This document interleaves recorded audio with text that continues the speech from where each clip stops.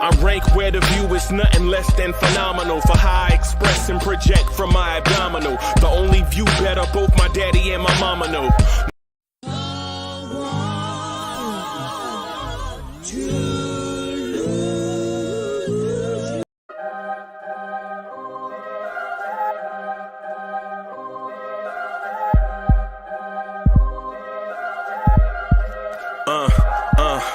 I rank where the view is nothing less than phenomenal. For how I express and project from my abdominal. The only view better both my daddy and my mama know.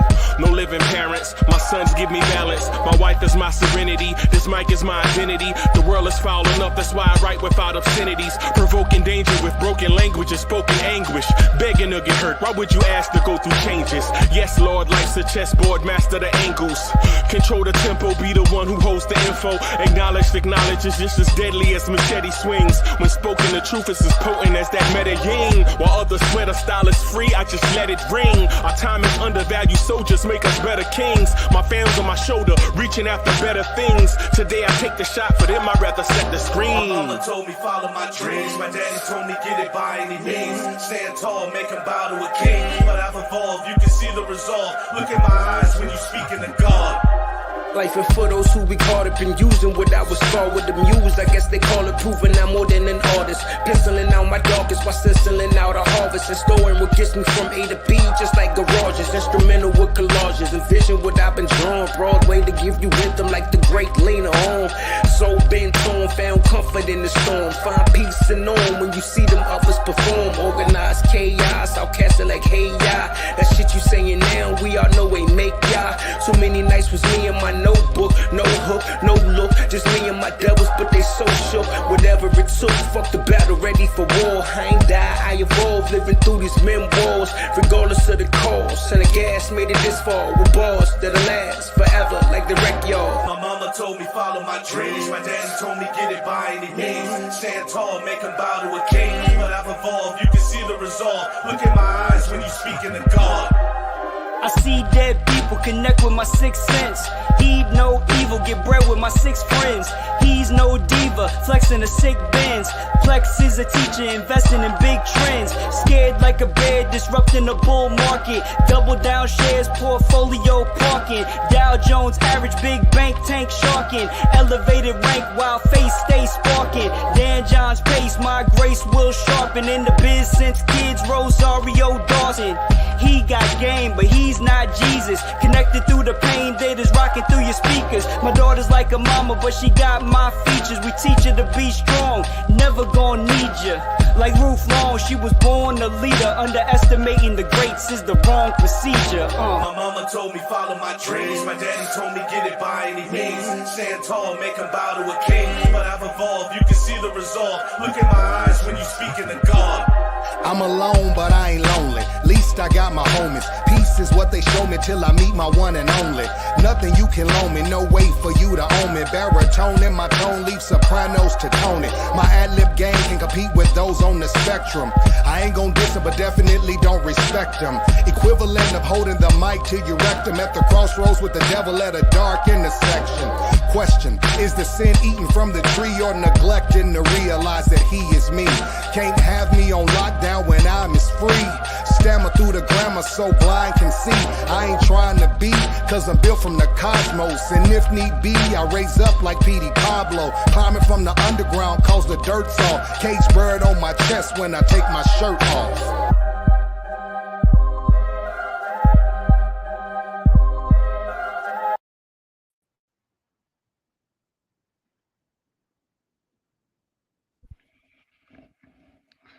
Good evening, everyone. Good evening, good evening, good evening. You know, I love freezing, but that's a long intro. It's a really, really long intro. I'd be like, what is going on here? I'll be like doing something else.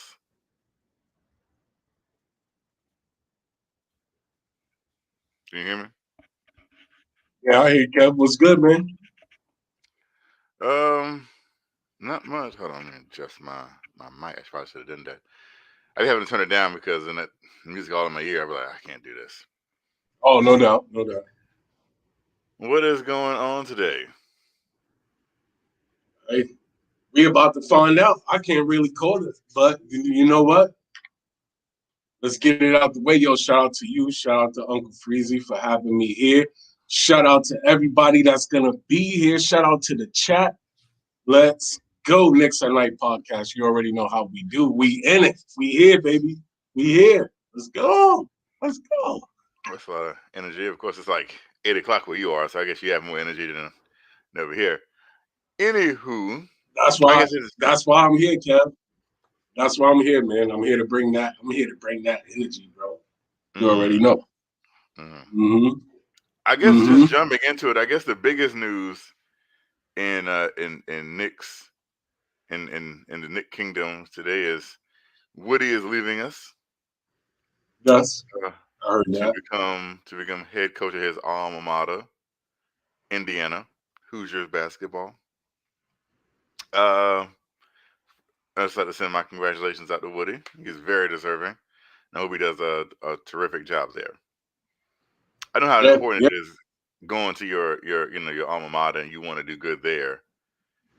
So I hope he gets the opportunity to really turn that back around to its glory days. Right. Freezy, you there? Yeah, I'm here. We were talking about Woody. I know you had said last week that you didn't like it when the reports came out about Kenny Payne going to DePaul. I know you felt some kind of way, and I'd asked you specifically. I said, "Well, what if Woody goes back to Indiana?" And you never really kind of said how you feel about that, because that's the actual blue blood program that he's going to. It's not like it's DePaul.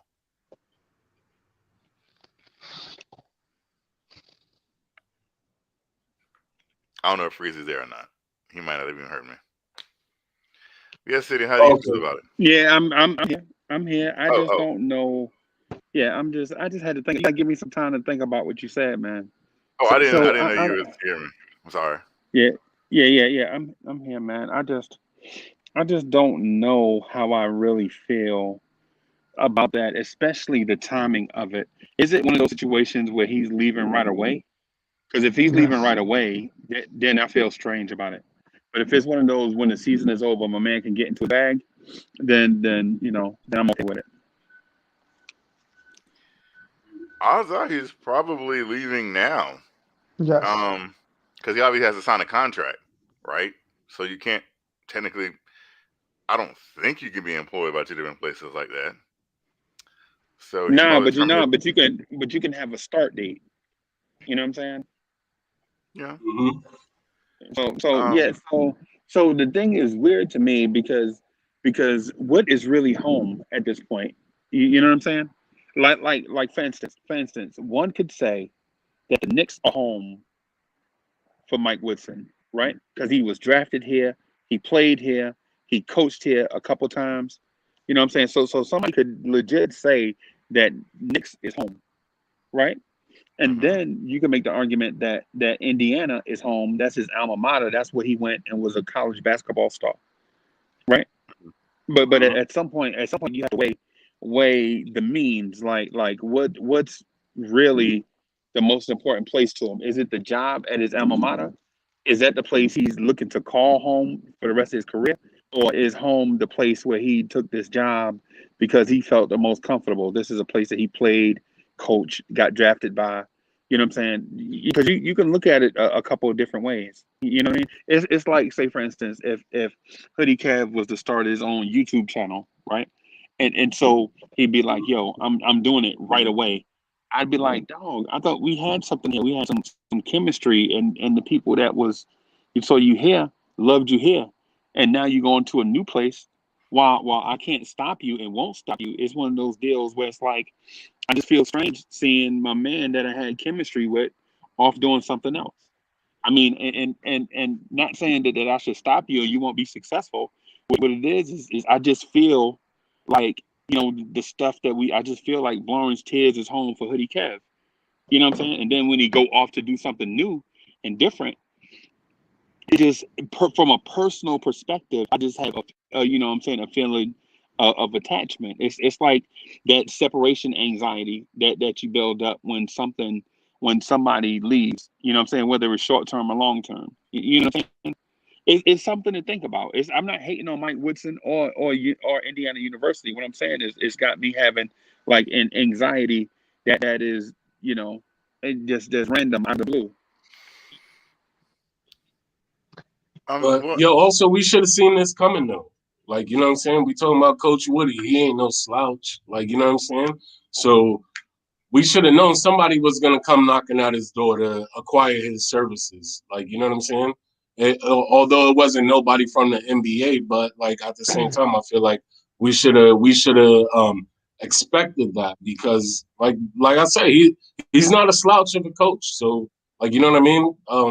Props to him. Hopefully, when he goes over there, hopefully he succeeds and do the things that he needs to do to be successful. And yeah, shout out to Coach Woody, man. Good job for gaining some clout and moving on to bigger and better things.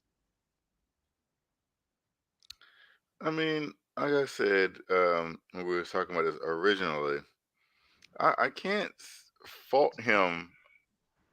Could he call New York home? Yes. Could he call Indiana home? Yes. But at the end of the day, there's a big difference between being the head coach and an assistant coach. And especially if you've already been a head coach, right? Like, it's different for Kenny Payne and Johnny Bryant because they've never been head coaches. Mike Woodson has been a head coach, right? So for him, it's like, I probably would want to be a head coach again. And it just so happens that a job at, my alma mater has come up, a place that I hold near and dear to my heart has come up. They've probably fallen on tough times because I don't even remember the last time I heard anything about Indiana basketball. Ever since like Mike Davis took him like the Final Four like 14 years ago. Right. So he's gonna get this opportunity. I can't fault him. Like I said, he's been a head coach, so he's gonna be a head coach again. And so that's the thing. And it's not like he was the main head coach or assistant coach anyways here. So with him, it's a little bit different. And he's getting a 6-year deal. I don't know how much it was. I heard it's a 6-year deal. So there's some job security there to turn a program over and teach basketball to kids at a very impressionable age. Recruit for your home school alma mater and make them a prominent place again. Because like I said, Indiana's a blue blood. They're one of the places that are a staple in college basketball. So you want to see a program like that succeed, and I give all the credit to Woody for his future endeavors. Yeah, hopefully Coach Woody can go in there and be like, listen, man, y'all see this NBA stamp on my back? Y'all young boys better listen to me. Like, you know what I'm saying? Hopefully, like, you know what I'm saying? Like, hopefully he could stir the pot and get things going to where, like, you know what I'm saying? He get those young boys to believe in him and buy in and, see where they go from there. It's interesting to see what they, like, you know what I'm saying? It's interesting to see what they're going to be like with Coach Woody holding it down. So, I'm curious to see what's going on with it. I am too, but I'm more curious about what the Knicks are going to do with this roster now that they have 2 open spots because the guy they traded for, both of them, they waived. Today they waived Terrence Ferguson. And ultimately the Knicks. Hey, Eric, let's finish the Mike Woodson conversation first. you just totally shifted gears on us, man. Rand, that was hardcore, bro. What happened? I didn't hear you. I keep breaking in and out, so maybe I didn't hear what was said. So I didn't hear what you said there. No, it's because I want to touch on that too. I just wanted to finish up the one point before we jump into another one. And no shade. I ain't going to say it. No. I see. It was like a blank spot where it was just quiet for me over here for a while. Okay. So I was like, okay, I'll just say something now. I don't know if they were done. Yeah, man. I just want. No, you're good. Kev had brought up a point about Bryant and Kenny Payne. Yes. But Johnny Bryant leaving us too? No, I think he turned down the Utah job. Or I don't know if it progressed. Mm-hmm. Or how it progressed. I know he was a strong candidate. I assume he turned down to stay. Kenny Payne also did the same thing with DePaul to stay. Turned it down. I think Kenny Payne was like the lead candidate for that DePaul job, whereas Johnny Bryant was probably one of the first or second option for the Utah job. And both of them turned it down. But Woody, like I said, I think the big difference, like I said, is the fact that Mike Woodson has been a head coach. And just like Johnny Bryant with Utah, whereas Utah is Johnny Bryant's alma mater, Utah is not really a blue blood program in NCAA. They've been good. And they've had their good years. Don't get me wrong about the Utes, but Right. That's what we talked about the other day. The other day, I was like, yo, do you just jump on do you leave like a gig, like a top 3 gig at Amazon to go take a top 100 gig at McDonald's just because you're going to be the boss? You know what I'm saying? I don't know. I don't necessarily know if you do that just because you're going to be in charge.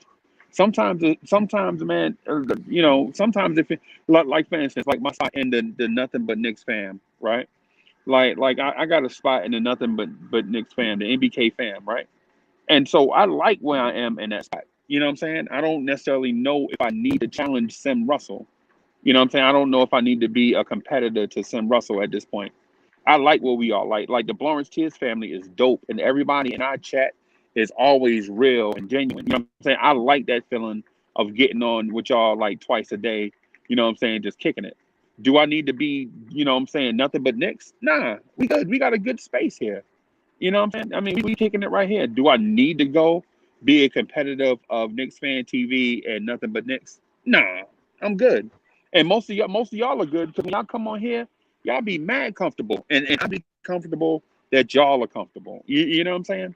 So it's like it's that decision that you make. Do you need to leave and go be a competitor of somebody else, or do you enjoy being in the space that you in?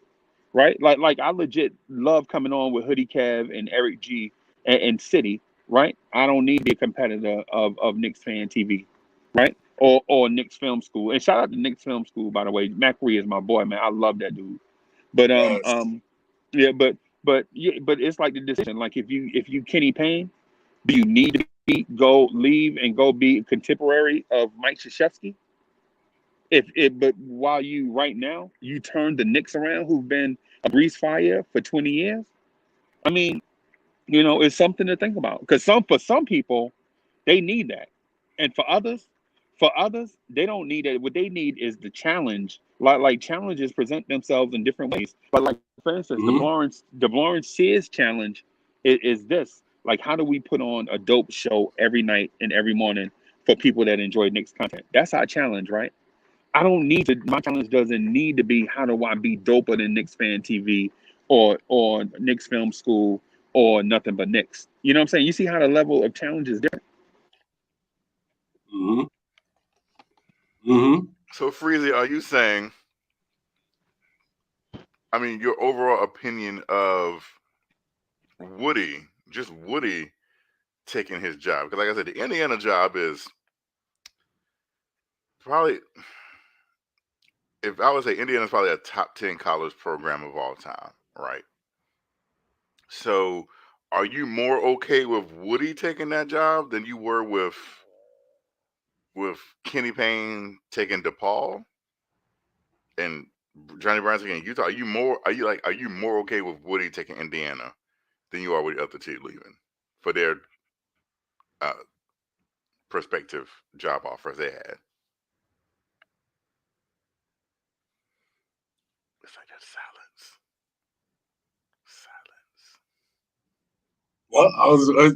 Hey, listen, man. Like the way I see it, sometimes, like and I know you proposed that to Freezy, but like at the end of the day, the way I see it is, listen, You were on our squad. You got an offer to do one of the better things that you like to do, which is head coach and not be an assistant coach, right? Right. So by all means necessary, but at the end of the day, am I a guy that when I start something, I want to see it through to the finish? Me personally, I am. I'm not saying that Woody wasn't on board with that or whatever. I'm just saying, like, you know what I'm saying? I'm a guy like start something and it's going good, I want to see it through to the end. Like, you know what I'm saying? See where it goes or whatever. But like, you know, at the end of the day, we talking about two different things. So we got to give that man his props for, you know, stepping out and taking what he felt like was better for his career. Like, you know what I'm saying? At the end of the day, we can judge and say, oh yeah, he should have stayed here, whatever. But he did what was best for him, man. And shout out to him because that's what you got to do all of the time is, you know, do what's best for you and Right. what's on your path. Right. And plus, hey, all the questions, y'all don't have to direct them to me. You know what I'm saying? We need to direct some of these to the chat because the chat is popping right now. The chat is eager Oh, for a yeah, question. let Y'all me can direct the next let, question to the chat. hold on. Like chat, like Let me chat, grab my what y'all stuff. think? And so and if you throw it in the chat, right? And for the chat, if we missing it, man, do it either in all caps or do a super chat. So, man, make sure we see what it is that y'all saying. You know what I'm saying? Make sure that we can see what it is that y'all are asking so we can address it because sometimes the chat be bubbling, be popping so fast, sometimes we just can't see it, especially when we in the middle of making a statement to or answering a question that was posed to us. You know what I'm saying? It's not like we don't care about what's going on in the chat. You know, I love the chat. I come from the chat. You know what I'm saying? I was born in the chat. You know what I'm saying? So if y'all got something that y'all want to say that y'all feel like is dope, super important, make sure what y'all do stand out, man, so we can see it. Because sometimes the chat be moving so fast that when I be answering, I just can't see it. You know what I'm saying? It's not like I'm ignoring y'all or nothing. You know, we love the chat. So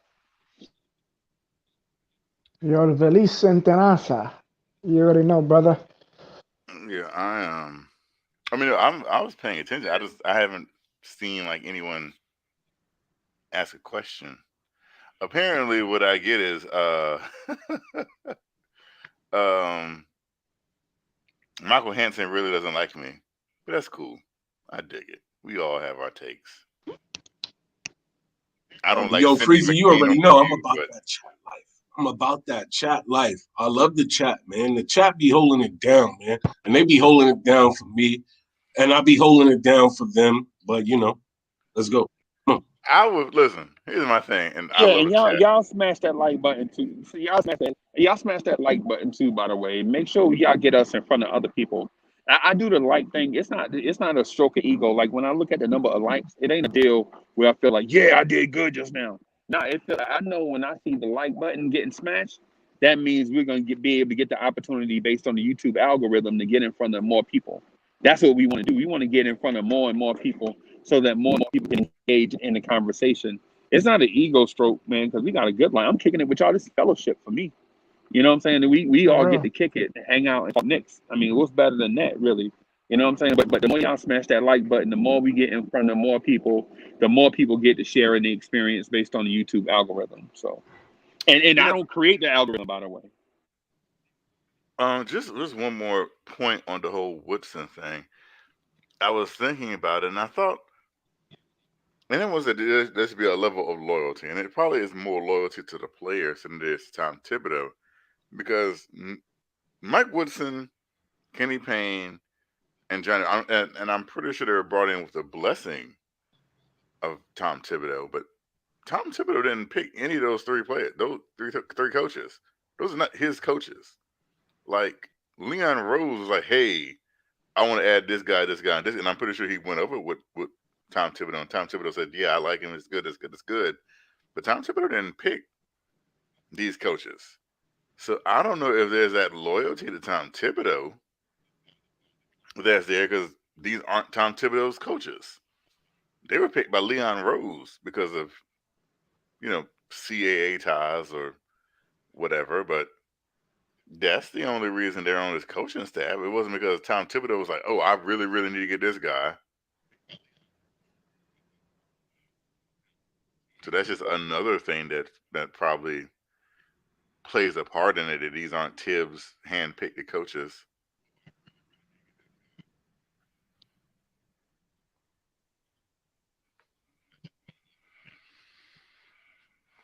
No one else is gonna say anything because we all know I can talk.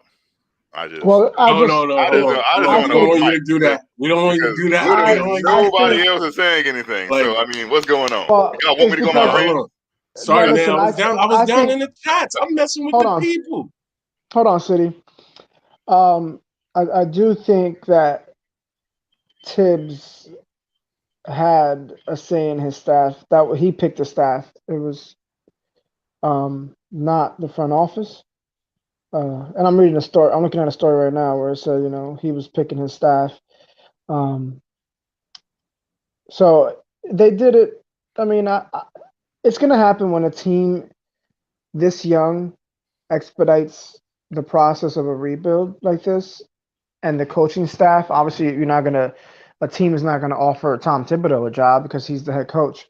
But when the coaching staff that's assembled already has been successful other places and are known to have a hand in the success of the players that are on the roster today, getting the most out of them, they're going to be in a position to get opportunities elsewhere, whether it's a Right. D1 program in college or whether it's a lead assistant or head coaching job in the NBA. Um, Mm-hmm. those opportunities are going to come now for this Knicks coaching staff more frequently every year if they continue to have these guys play well and consistently grow. These opportunities are just going to be there, and this is something as a fan base we're going to have to get used to.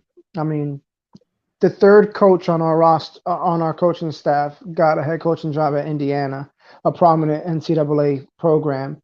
Um, and he got 6 years on that deal. So if we don't think that a younger Johnny Bryant is going to get an opportunity, um, we're not really paying attention because he's going to get an opportunity, if not a head coaching job in the NBA. He's going to get an opportunity to be a head coach in the NCAA, and guys just want to take that opportunity to show that they can do it, especially a young guy like Johnny Bryant. Right. Right. So y'all feel like It's going to So keep let happening. me ask this. So we still got Kenny Payne, right? Do y'all feel like the way things are going this year, our assistants are dropping like flies? Do y'all feel like he gonna leave too? Kenny Who? Payne. Yeah, Kenny Payne. Well, if a better offer than the Paul comes up, he might.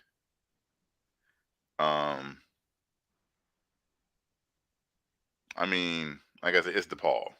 Nothing against DePaul, but it's DePaul. Yo, So hey, there's handicap. Hold on. Let me address Henry real quick.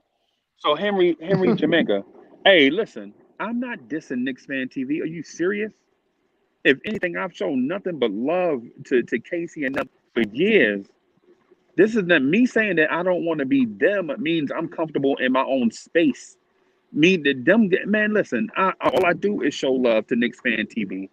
And when you reach out to him and ask him what his Uncle Freezy said about him during the years, all my man says is that, yo, Uncle Freeze has done nothing but show me love. What I'm saying is I understand who they are, and I understand who I am, right? And I'm content being who I am. I'm not throwing shade at no other joint. Don't get that twisted. Don't twist my words, right? Because right now it feels like he's throwing shade at me for saying I'm comfortable being who I am, right? I'm comfortable in my own space, and I show nothing but love to nothing but Knicks, to Knicks Fan TV, and to others, right? I do that often, right? Don't get it twisted. This is not me saying that I'm throwing shade at them, right? I don't want them thinking all of a sudden somebody random said I said something shady towards them. That's not what this is. You know what I'm saying? All I'm saying is I'm comfortable with who I am and the people that I rock with. I'm comfortable with Eric G. I'm comfortable with City. I'm comfortable with Hoodie Cab. I'm comfortable with the chat. You know what I'm saying? Those dudes do a great job in their space. I'm comfortable. in my space. Is what I'm saying. I'm not throwing shade at them. Those do a great job. Ain't nobody can. Who can throw shade at them for that, for what they do? But what I'm saying is for our little space in the Knicks universe, I'm proud of what we carved out. I'm proud of this chat, and I'm proud of the people that come on and do the video chat. Right? I'm proud of our little community.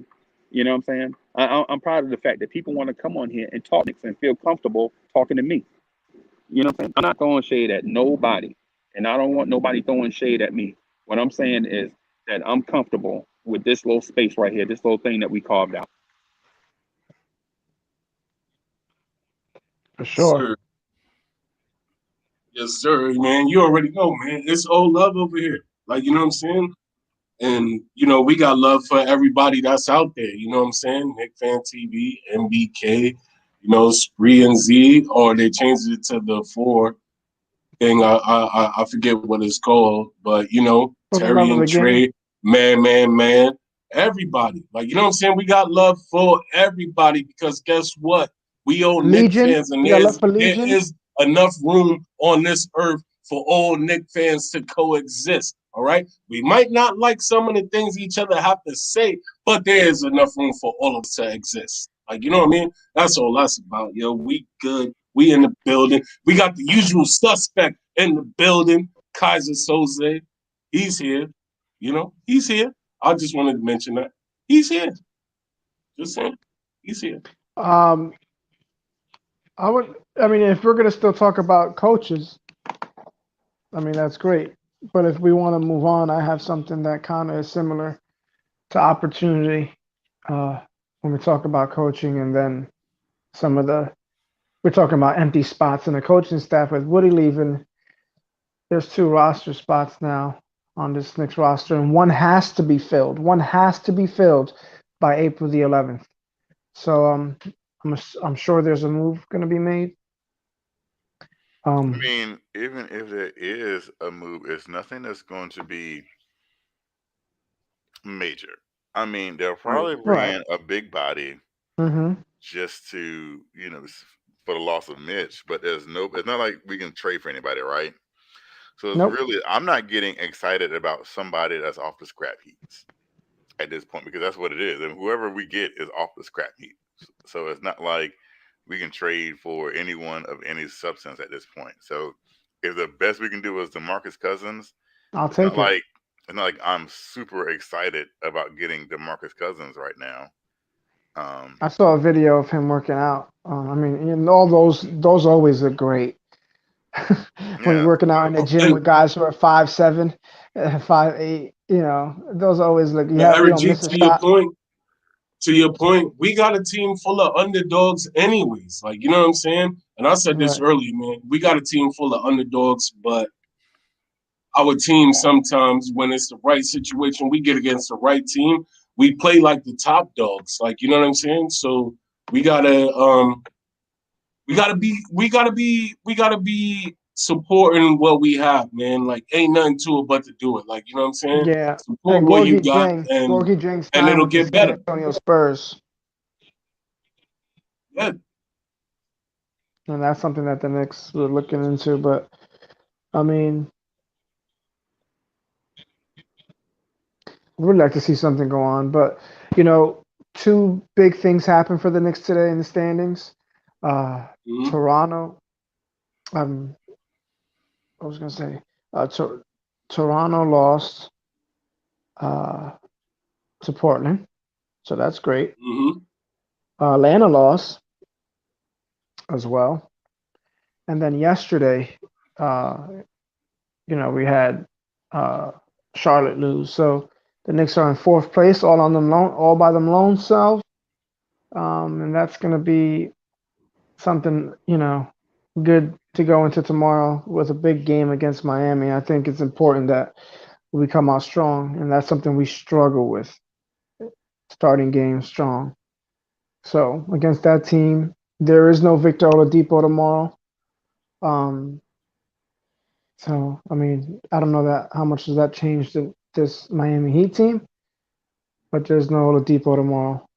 So just gotta go out there and fight. I don't really look at them not having Oladipo as an issue because they've I never played know. Oladipo. That's what I'm I mean, saying. it'd Yeah, I have been, don't. it'd have been. I think uh, it's more or less. It's more or less like, does Miami have our number? Is that a thing? Because Right. they've lost like what, 4 in a row or something like that. I don't know. So they're going to be itching to get off the snot, and they're going to see us, and they're going to be in their mind like, we can beat them. Is it a mental thing? Because one, the Knicks, the Knicks and the Heat. I grew Hey, up. let me ask you a question. Let me Oh, ask this question because we moving in like a weird direction.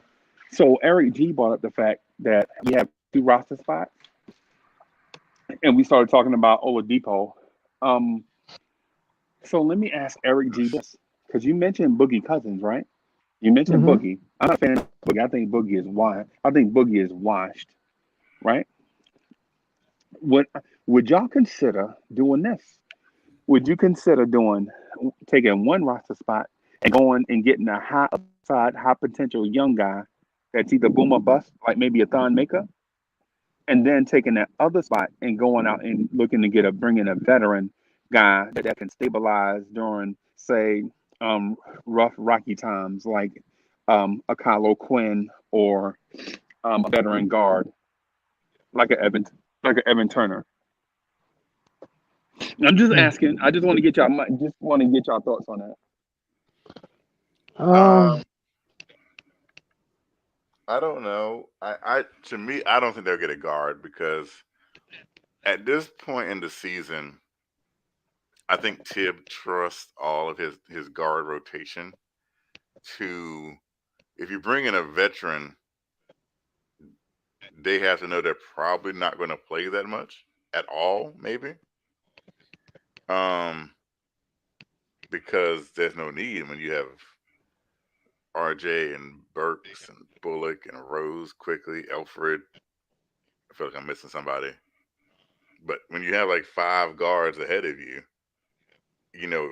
almost 50 games into the season, I'm not going to get that much burn a Right. minute.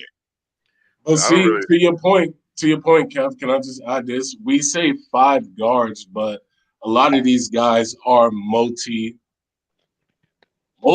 now positional players. Like, you know what I'm saying? Where some of these guys can play the 1, 2, and the 3. Like, you know what I mean? So like we can say guards, but we have the option of rolling guys out there. Like, you know what I'm saying? That can play 2, 3, 4, 5 positions even, depending on the person. Like, So we gotta add that into play too as well, and not just look at the guys as just guards. Like. And that's what I said. I mean, like I said, you have what? Okay, RJ Burks, Bullock, Quickly, Rose, Alfred.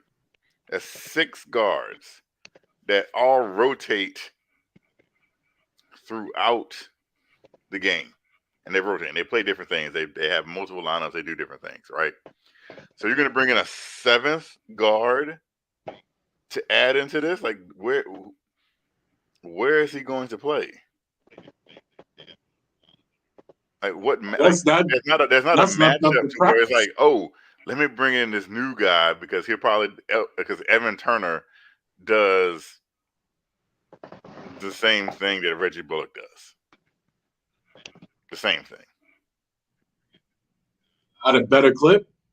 I mean, anyone does anything better than Reggie Bullock, if you ask me. But that's just me, in my opinion. We know. Um. It's so I, difficult to really analyze guys who have a history of being successful in the league, but who are free agents now, and we haven't seen them get acclimated with the way the game is changing.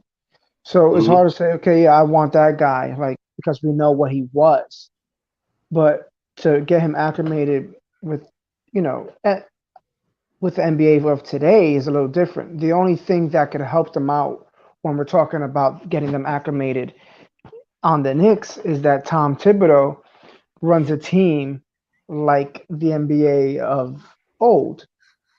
So that does help guys who were successful in earlier years, who are like free agents now and who've been free agents for a year or two, or have been bouncing around in the latter part of their career.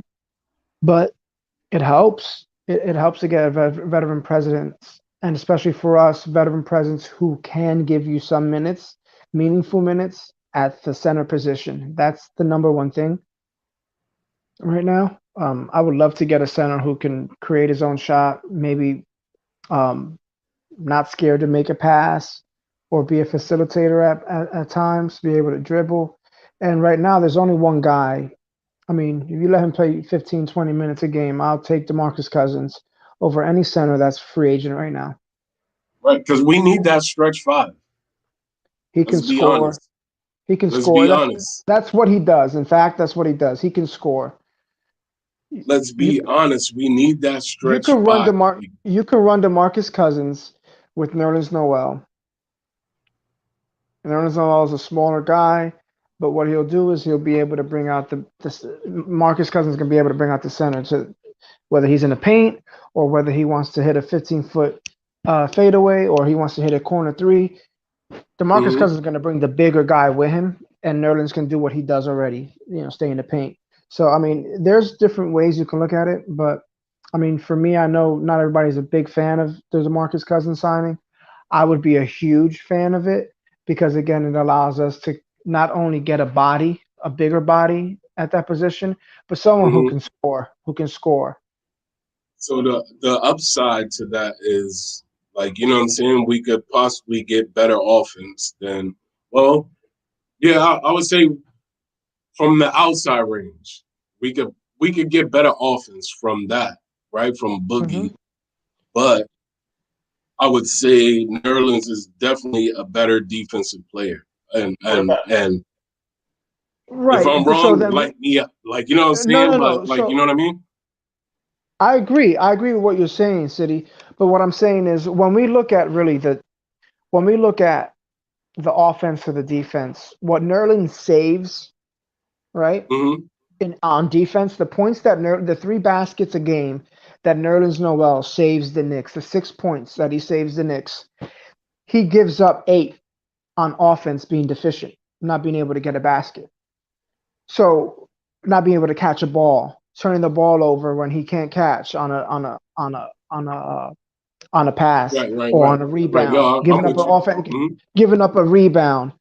He's giving points up in that way. So if DeMarcus Cousins is giving up 2 or 3 baskets on the offensive side on the defensive side of the ball, but he's going to hit a 3 for you.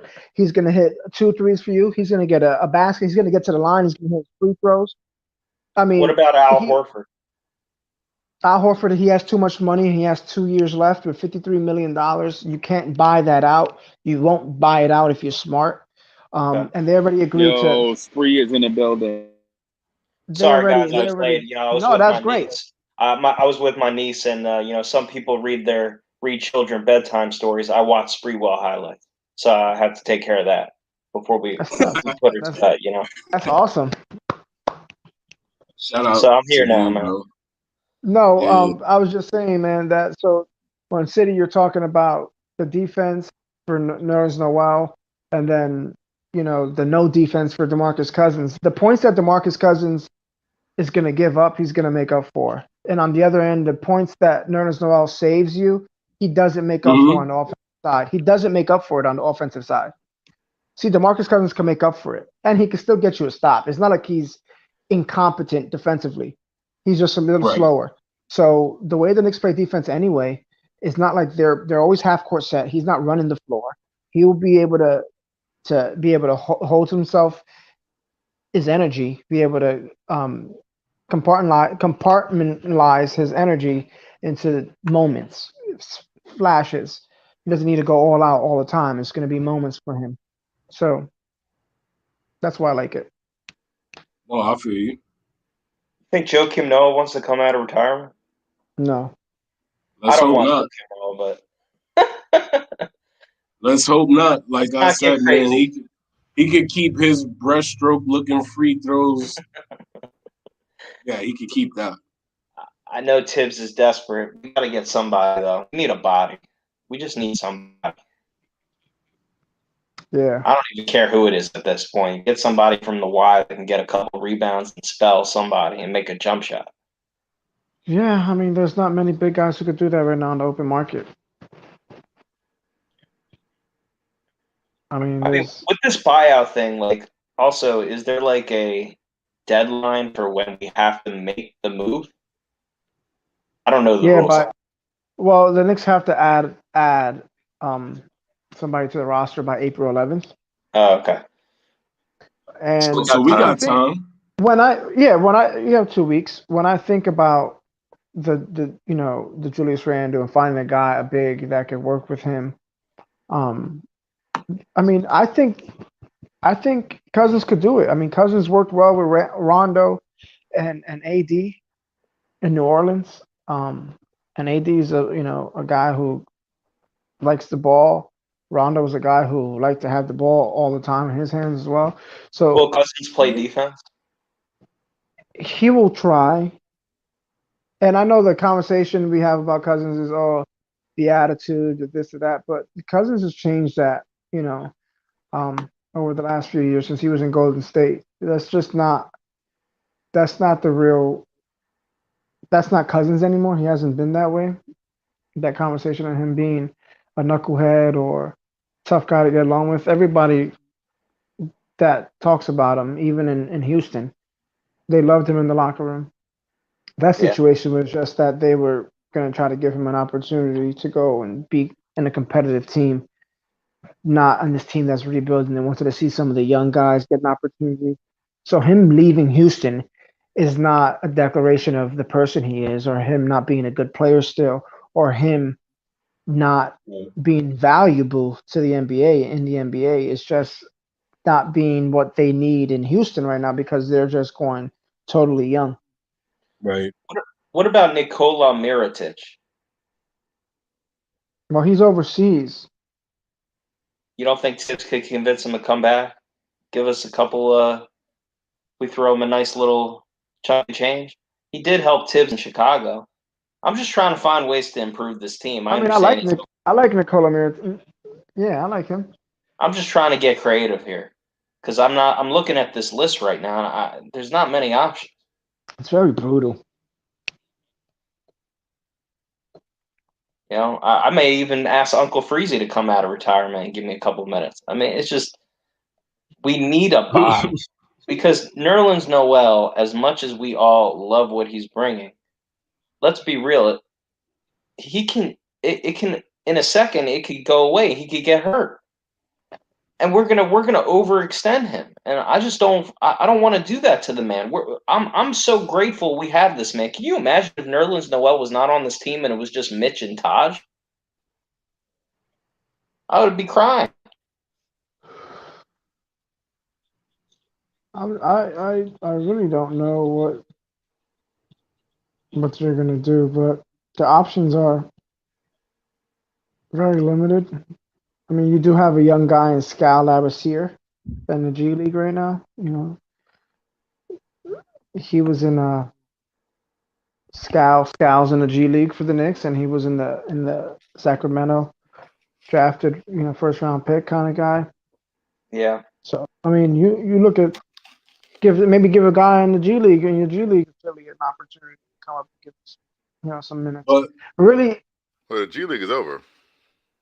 Well, I'm saying from the G League affiliate. Like, let me look at our G League roster. He was from that roster. I'm not saying he's still playing right now. I'm saying that you can bring him from that team. But also, too, man, we can't just single out guys and say we don't want this guy to get hurt. Listen, when guys play heavy minutes, it does not matter who it is. They have doesn't matter. You can. I mean, we seen it. Look at what happened to Julius his first year. Like, you know what I'm saying? Fresh in the game. Like, you know what I mean? A couple of minutes later, he's out of here. Like, you know what I mean? Bad things happen sometimes. Like, you know what I'm saying? But we got to keep that same energy for all our players. not just the good ones, but the bad ones too, because any guy can come in the game, jump for a rebound, step on a guy's leg coming down, and he's out for the season. Like, you know what I'm saying? Or whatever. Like, you know what I mean? Yeah. No, I'm with I'm you. just saying, we just got to look at it the same way for all of our players and not just the good players. Yeah, I mean, look. We don't wish energy or not energy. We don't wish injury on anybody. Of course, You know? of course. I mean, as much as people in our fan base hate Elfrid Payton, and I always say yes. I mean, there are times where he frustrates me, but I never wish ill will on a player, and Elfrid Payton still does serve a purpose. It's a limited purpose, but he can get to the cup, and you do need him for 5 minutes here or there because I don't want Rose playing 35 minutes a night. Right, and in all respect, Elfrid Payton is our second best point guard right now. Yeah, he is. If this said was what? a movie scene and we were together, I would slap you in the face right now. He said what? I said, if this was a movie, like we were in a movie right now and you made that statement, I would slap you in the face. So Elfrid Payton is not our second best point guard. He's our second best point guard. Elfrid Payton isn't the second best anything. He's just Elfrid Payton. Okay, see now you're just talking hate slander. Okay, I get it. I understand. Hate slander. I understand. It's Listen, okay, Kev. It's okay. I'm calling a spade a spade. You ever play spade? You see in your hand like, hey, what you got? I'm not gonna be like, I got 2 when I know I got like 6. Okay? I'm calling a spade a spade. Who's the second best point guard on the team, Cody? Yeah. Well, we only have 2 point guards. When you only have 2 point guards, I guess he is the second best. Okay. And what's wrong with that? There's nothing wrong with So if this was a We movie just- scene and you said that statement, Kev, I will slap you too. We about to be some slap bet people around here, aren't we? You got, yeah. No, I got you. Yeah. Oh man. Nah, honestly, you know what? Besides the production offensively, you know, I know we're gonna go. I'm just gonna go back real quick before I finish on Cousins. Nobody's coming into the Garden and gonna talk crazy to Cousins. Is gonna bully Cousins. It's gonna make him feel inferior. He's gonna carry that New York City grit, because he carries it anyway in his own way. He's a gritty guy. He's a thug. I love it. And I think guys would appreciate that because he's not gonna let nobody talk crazy to any of his teammates. Let me ask you this. Do you envision Cousins coming in here when Kenyon Martin was on that team in 2012, 2013, the Knicks? Do you envision that type of energy? Yeah, differently, but I think that kind of where guys are like, oh man, yeah. Cousins, I got guys you. on the team will appreciate it. We need some more toughness. There's no doubt. He would have a little toughness. Yeah, he's got that mean mug that, you know, like I don't know how much he has left, but there's no doubt he's gonna be tough on the court. Yeah, and that's all we could ask for. Yeah, I mean, listen, does he still have some gas in the tank? Probably. How much? I don't know. It's left to be seen. Like, you know what I'm saying? Now, should we take a chance on him? Why not? Because, listen, we playing with broken pieces right now. Like, you know what I'm saying? We playing with broken pieces. So, like, you know what I'm saying? And we playing, like, I don't see why not. Like, you know what I mean? But if you guys see a reason why we shouldn't do it, I'm welcome to hear it. Like, you know what I mean? Because I think I think real quick, shout out. We got a super chat. Shout out that Beck, Young Cy, and Beck in the building. Nice hat city. Cheers, Eric G. Appreciate you, that Beck. Appreciate the $5 super chat. All love. Salute. I want to beat Miami. I really don't. Yeah, I mean, we owe them one. We honestly should have won both of the games. I agree. I'm still angry. RJ misses that layup that he makes right now. It's annoying. It's free. So Do you all right? So I feel like this, right? I feel like if we want to stay in the mix and stay in the and if we want to stay in the mix and stay in the rankings with all of the other teams, this is another must-win game for us. I mean, it's not like, life or death must win, but this is a must-win game for us for team morale, for just to say, like, listen, we belong here. Like, you know what I'm saying? Like, because, listen, they gave it to us a couple of times. You understand? So we need to come back. We need to come back and show ourselves and take them out. Like, you know what I'm saying? Take them out. Like, get them out of here. Send them on their way. Send them on their way with an L. Like, you know what I mean? Because at the end of the day, other teams are probably going to keep winning. Like, you know what I'm saying? And in order for us to keep up, we got to do the same thing. We got to keep winning too. Like, you know what I mean? Whatever. Don't make me go back and get the other hat, man. Don't make me go and break that out, because I'm trying to tell you, you know what happens when I break that thing out. We only go on win streaks, baby. I'm just saying it's a proven thing. I hope Julius Randle plays, because anytime he doesn't, I can't say it's a must win. But if Julius Randle's playing this game, I would consider we gotta win the game. This is a game we gotta win. Do we have Julius back for this game or what? I haven't heard anything yet. I haven't heard anything. I mean, I don't think it's too serious, but they want to take a really extra precaution and give him one more game. I hope not, because I think we need him to beat Miami. Because it's not the greatest matchup, but we can beat that team. But we're going to need Julius Randle. So I'm sorry. I was on Twitter just now, and I don't know what I just saw. It was the weirdest thing. I literally just saw like 20 Haitians in like a 1994 Toyota Corolla. And I'm like, how did they fit in there? Kev, why you disrespect my people? Why you disrespecting my people, Kev? No. This is what it is. I'm not. I'm calling out the video that I just saw because I'm so amazed. Like, I am amazed at this. Kev, like, me and my family gonna come find you in North Carolina. You know what I'm saying? Shout out to my family, man. Shout out to my family. Listen, this dude just said the most random. Why couldn't this be 20 people? Because the caption literally says that. That's what they are. That's right. What I can't show it, but that's what the caption says. That's what they are. See, now I feel disrespected. Now I feel disrespected, man. How you disrespected? Hey, I read the caption. So shout out to that for the super chat. Young Side and back in the building. Nice that city. Cheers, Eric G. Yo. So shout out to them for that. And man, we appreciate y'all super chats too, by the way. But yeah, man, let's move on from that, man. I ain't want to talk about my people. I'm mad disrespected. I feel disrespected. Hold on. By that. Nah, you should. I did not mean to disrespect you at all. At all. No, I just feel that way, and now I feel some type of way now. I don't know if I think can go we any need to further. Settle this on the basketball court. How about Freezy versus Hoodie Kevin Knox? 2-on-2. Ooh. Right. You know, before we end up moving on from DC, I just wanted to say one thing that, we talk about the coaching staff that we have, right?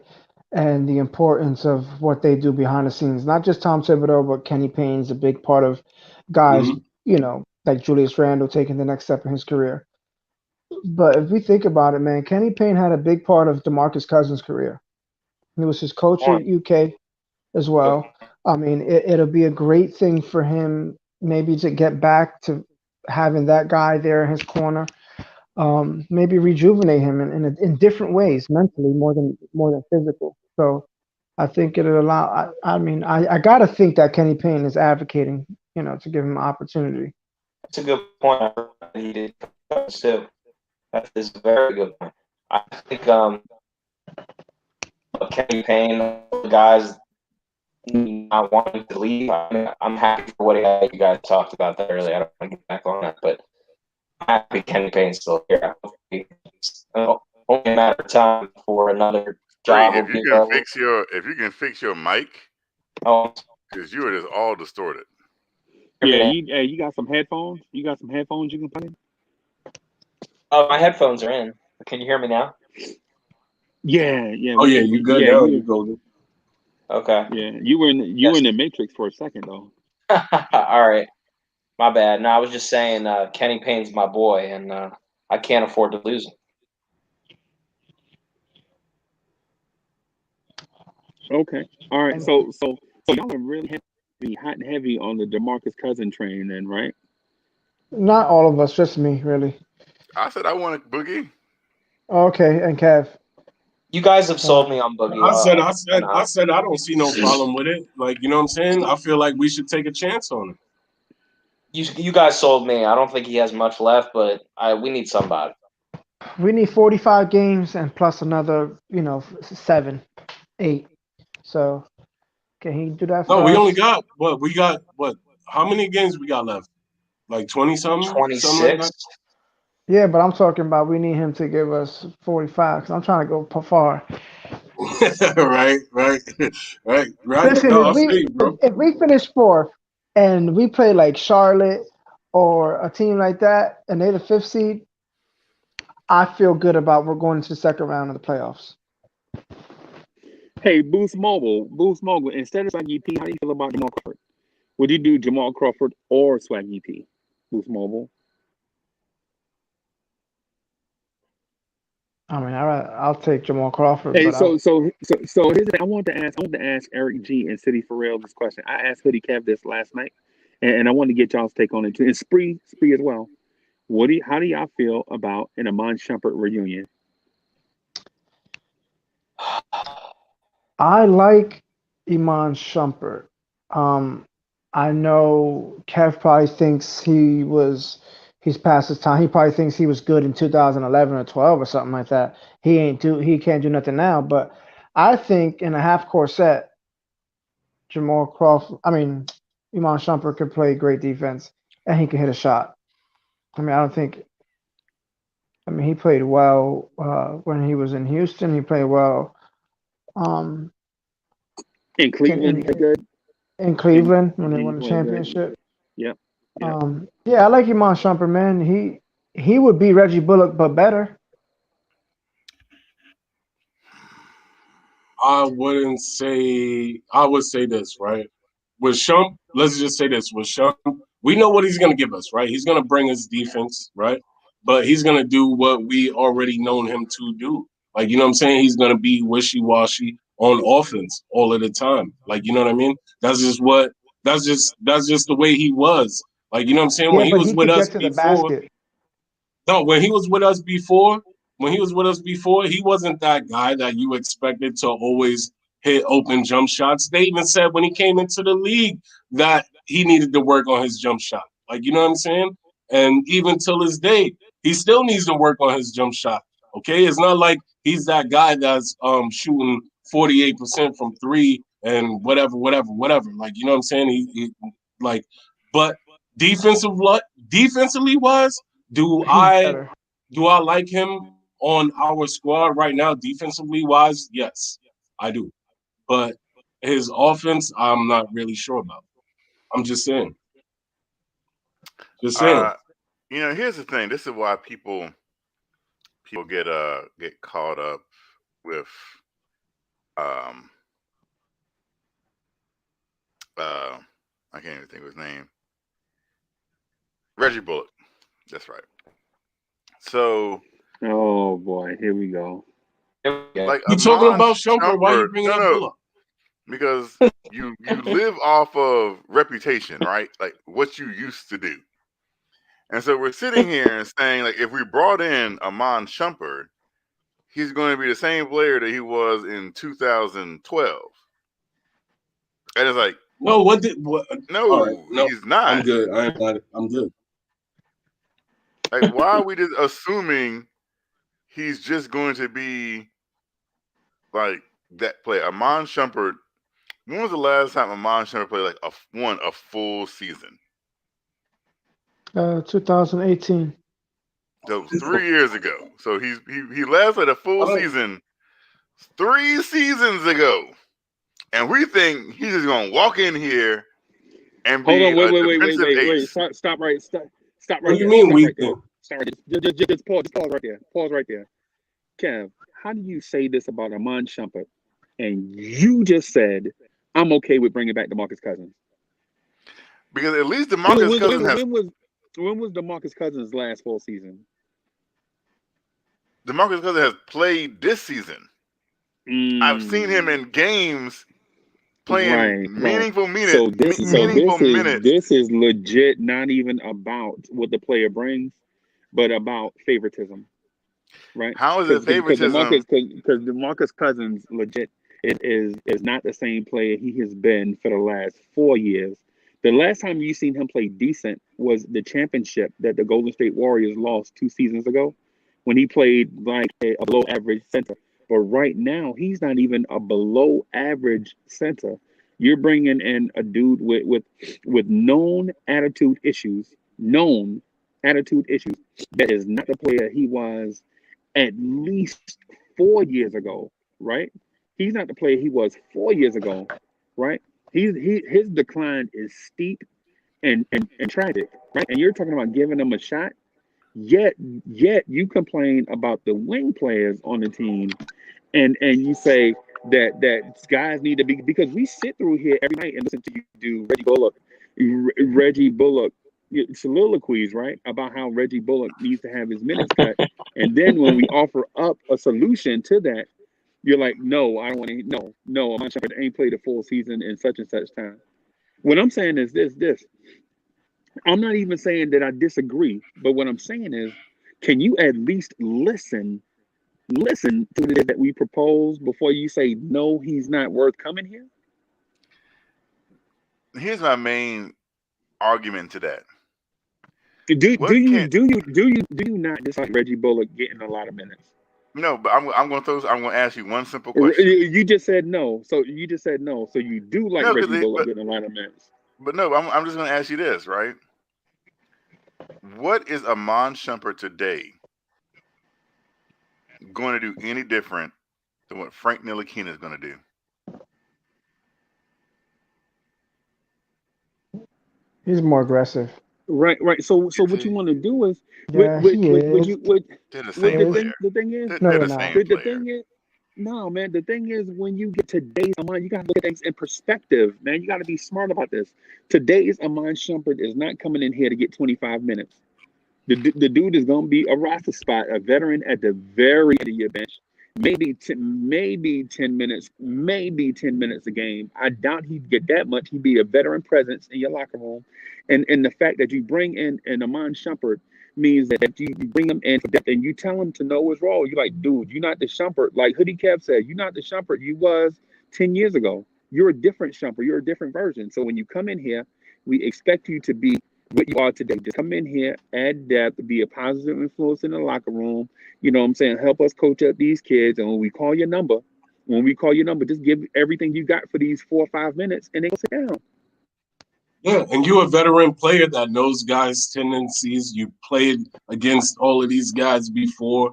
Like, you know what I'm saying? You know a lot of their tricks to the trade. Like, you know what I mean? I mean, would he be a good defensive piece for us? I think so.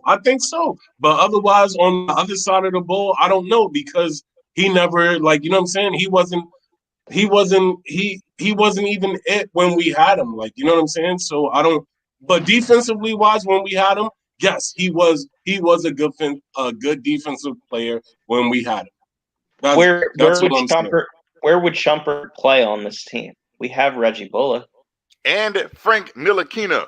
What's the Right. purpose? Well, then we got the same Right. Hey, dog, man, player. y'all need. I don't know if y'all listening to me. Were y'all listening? He's not saying he's going to play. Right. They didn't even listen. The whole thing I jumped in and said, they didn't even listen to me. And made my point. But what I'm saying is you bring Amon Shumpert in not to take a minute from anybody. He's a veteran. You add to the end of your bench. You know what I'm saying? He helps coaches your kids up. You know what I'm saying? And if he gets his 4, 5, 6, 7, 8 minutes, you tell him to give you everything he got, and then go sit down. Okay, the dude is not a key contributor. I got you. The dude is past that. But you know what he can do though that Frank can't do. Hoodie can. he can go in his jewelry box and pull out a championship. Can Frank do that? That's true. You know what I'm saying? Right. You know what else? You know what else he can do? You know what else he can do? He He can can go to Julius sing. Randle. He can go to Julius Randle and say, "Hey man, I played with the greatest player of all time, LeBron James, and I was a key cog." Can Julius Randle say that? Yeah, he You know played what I'm with Kobe Bryant. saying? Frank can't rap like Shump can.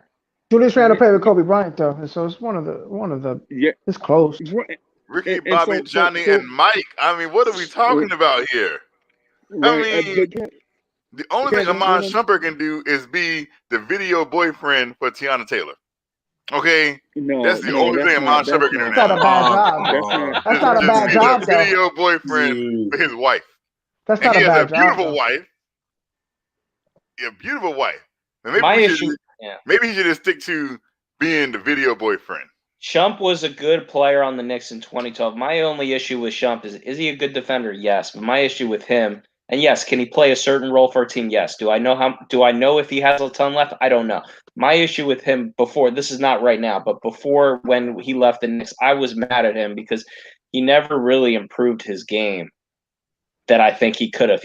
Knicks fans had high hopes for Shumpert that he was going to be this all-star type of player. He never turned into that next level player, but he was good. But that was because of our mindset at the time, though, Spree. Our mindset at the time, we were starving for stars, and every time we drafted a guy, we put this unrealistic hope of them carrying the franchise on them. So when but Shump didn't help his cause either. Shump was out partying. Right. Hey man, duly noted. But what I'm saying is, in today's NBA, when we draft a guy, we don't expect the guy to come in here and save the franchise. Like we drafted Obi, we didn't expect him to come in and save the franchise, right? But when we drafted Shump, we expected him to come in and help save the franchise because we were that thirsty. Like legit, we drafted 2 guys in the first round this year, and none of y'all were saying that they need to save this franchise, right? Yeah, but when we drafted Shump, we had gone so long without first round picks that when we finally started getting some, we were like, this dude needs to be our savior. That was our mindset. No, see, yo, Freezy, I'm not gonna co-sign that because I legit, when we drafted him, I remember those guys saying that this guy needs to work on his outside shot.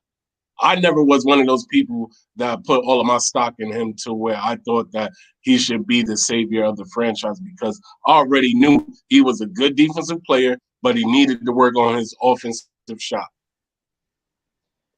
I blame him for some of it. I'm not saying it was all. I won't say, we can't say all. We can't just put our whole fan base and say it was all of us.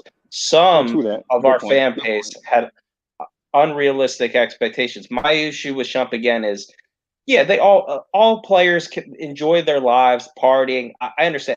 I just don't think he took it as serious to take it to the next level. He could have been better than he was, period. In his long NBA career, you really can't develop a jump shot? Come on, man. RJ Barrett's, it's taken him a couple months and he's popping from 3. Come on, man. It's about the work you put in. You can't just when you're in New York, fans are going to call you out on it. And I just feel like he didn't handle it great. But yeah, I understand what you're saying, Freezy. You're not asking him to save the franchise right now. You're only asking for 10 minutes. So I appreciate your creativity with this. That's why you're Freezy. You're right, and so the thing is with that, man, and I appreciate everybody, man. So shout out to the chat, man. The chat, true Knicks fan is crazy. True Knicks fan is bugged. So anyway, what my point is nobody, like to Hoodie Cap's point, nobody that you pull off the scrap heap is gonna save the franchise. Hoodie Cap called it right. This buyout market and these free agents, it's the scrap heap, and whoever you get off the scrap heap, you know what you're getting. You're getting scrap off the heap. That's what you're getting. You know what I'm saying? So no matter who we get, we have to look at it and try to get value from the scrap that we get off the heap. You know, can we squeeze out a few minutes from a guy that's been cut by another team? Can we get quality minutes out of that person? Can he come in and be a good locker room guy and not be a detriment to the chemistry that we already have in place? Can he step in? Can he step in these uncertain places? Is what I'm getting at. Right. Freezy, but he should be able to do that because he's a veteran guy. There's like, two you know guys. what I'm saying? there's two guys at the small forward position that right now I would take a shot at that are free agents. Um, Glenn Robinson III, where he played for Golden State. Um, Oh, that's a good name right there. he's only 27 years old. He's 6'7". I like him a lot. And then we go a little older now. Then we go a little older. I mean, he had a great season, Kevin. I know you're muted, but I know you want to talk trash on him already. He had a good season in Golden State last year, even though they were struggling. He played well for them. I'm not asking him to be a superstar here in New York. I'm asking him to come in and hit a shot and play some defense, and he does both. And then Marvin Williams. Marvin Williams, we know him from Milwaukee. We know him from Charlotte. Uh, I know he's a little older, but he could play defense. He could hit a shot, and he's a veteran who I trust. So I mean, those are. I think the guy that they're gonna get is gonna be a name we already heard, and it's gonna make y'all mad, but it's gonna be applause for the cause. I think that they're gonna just go ahead and re-sign Michael Kidd-Gilchrist. Yeah, that's possible. But the two names you mentioned are good names though. Don't you wish that on me, Ricky Bobby? We should just go get Miles Leonard. Michael Beasley's available. You want him? No. I don't want none of these players. None Ian of them. Mahinmi. Ian Mahinmi. Zero of them. I like Mahinmi. This list is garbage. No. Listen, have you noticed all the players that we named are just hot trash? It's like just awful players that nobody wants. Well, that's what happens when your team doesn't make a I will never move. forget that picture of Michael Kidd-Gilchrist shooting for him. I can't even recreate how. Like, what was that? Oh God, that was awful. That looked like he was about to bust out a dance with a gorilla or something. Have y'all noticed? No matter what you say, Kev says no. Have y'all noticed that? Yeah, no. Because he thinks that the answer's on the roster. No matter what you say, Kev says no. So you can. But Kev, will you say yes to a certain player? Is there a player you will say yes to? You can say, Hoodie Kev, Hoodie Kev, do you want kicks? No, I don't want kicks. Hoodie Kev, what are you eating right now? I'm eating kicks. No, wait, Freezy. We already know that man ain't gonna say no to kicks, okay? Yeah, that's his jump ball. Okay. That is his jump ball. He's gonna say no to everything. He's gonna say no to everything and then do it. Austin Rivers got cut from Oklahoma City and is about to sign with the Milwaukee Bucks. Like if I was a Bucks, I'd be like, ooh, Austin Rivers, he actually adds value. Like he can actually do something. Especially if we play Utah. Hoodie Kev, what's your favorite cereal? My favorite cereal? Come on, we all know this. The chat, hold on. Don't even answer it. The chat can answer it for you. Let me see what they got to say. Yeah, why don't y'all do that? Why don't y'all answer what is Kev's favorite cereal? Let's see. I have a variety of. Hold on, Kev. Don't do it yet. Let's see. We got one kick so far. We got one. When we get 5, we'll let you go. We got 2 kicks so far. I mean, everyone is going to probably say the same thing. Cocoa Pops. Boost Mobile said Cocoa Pops. Cocoa Pops. They don't even make that anymore. Kicks. Oh, so Robert Parr said King Vitamin. Yo, that's old school, yo.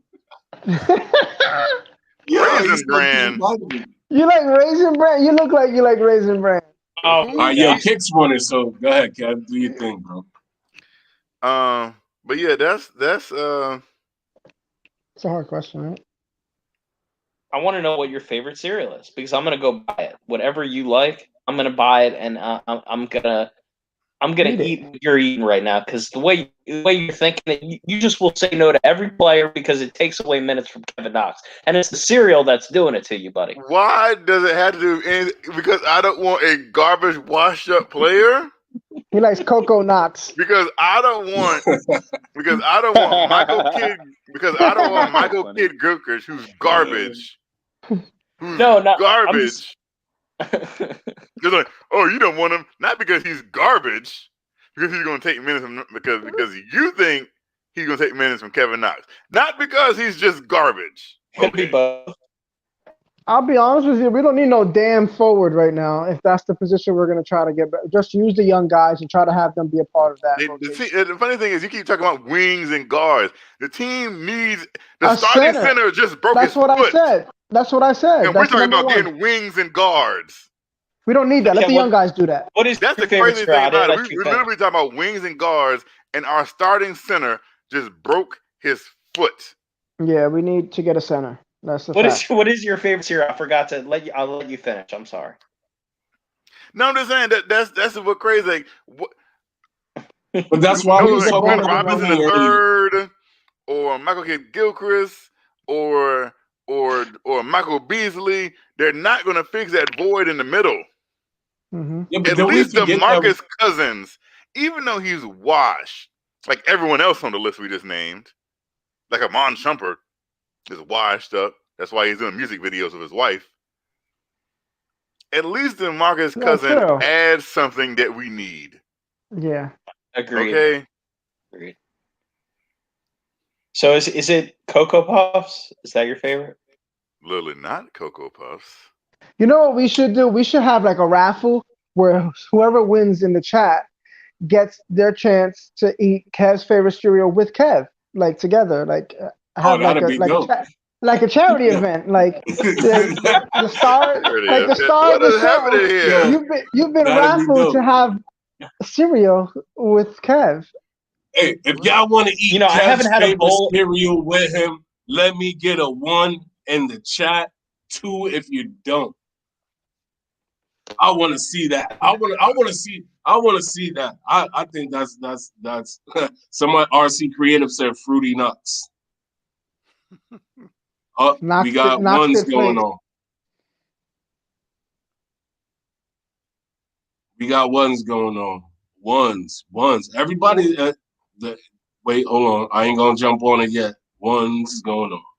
What's the 1 mean? I haven't had a bowl of Golden. 1 means they want to eat. They want to eat Kev's favorite cereal with him. That's what the 1 means. Wow, I am truly honored that this is some kind of Martha Stewart charity or something. Look at this. You're welcome. I put it together for you. Are you happy? Have you guys ever had a bowl of Golden Grams? I had it last night for the first time in 10 years. I can't. Your mic is doing that weird thing again. I'm sorry. Have you guys ever had a bowl of Golden Grams? Yeah. Who has had Golden Grams? With the frog on it? There's certain times when that's not Golden Grams. That's you're talking about no, it's Golden something. Smacks. Yeah, Golden Smacks Apple or whatever. Snack? Applejack? Yeah, snacks were tough. Is it Honey Smack? No, it's some Smacks. Nah, they're tough. Back in the day, though, I used to like the old ones. When they started putting all the healthy stuff in the cereals and ruining them, I stopped liking them. You know, but when they turn tricks into all balls, no freaky, it ruined it for me.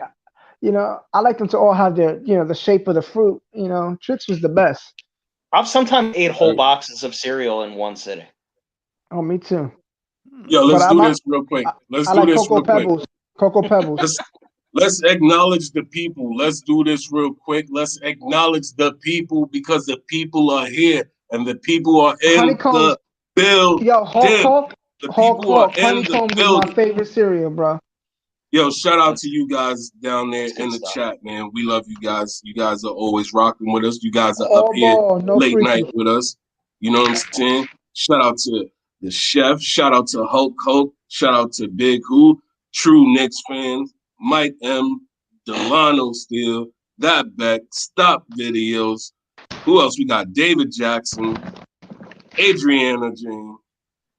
Who else we got in? Who else we got? Bro, Cocoa Puff. Robert Parr still here. Mind Motivation is still here. He playing games with our mind, bro. Playing games with our mind. We see you, brother. We see you. Marge, I don't want to say your last name because I might botch it, so I ain't even going to do it. But C-Mac, we see you. Shout out to Uncle Freezy. Shout out to Hoodie Kev. Shout out to all my dudes right here. We see you. Shout out to Spree, Eric G. We all in the building. What is going on, Nick fans? Nick fans, what is going on? I hope y'all feeling good tonight. We feeling all right. We okay. We okay. We okay. I thought it was weird that they found a shrimp in a cereal, in a cinnamon toast crunch. Did you hear about that story? They found a what? They found a piece of shrimp tail in a cinnamon toast crunch box, and that was a huge story. Wow. All right, I'm gonna drop the cereal talk. Oh, you heard about that, Kev? I didn't. You know, here's the weird thing about me. I don't watch the news, right? I probably should watch the news, but I don't. Like, I find out I literally like wake up in the morning, I wonder what the weather is outside, so I look out the window, I'm like, oh, okay. And that's how I pretty much plan my day. I mean, I might glimpse at it for a little bit if something important is happening that I found out on like Twitter or YouTube or something or Facebook. But yeah. That's about it. So I want to address something, and it's not Knicks related, but it's sports related.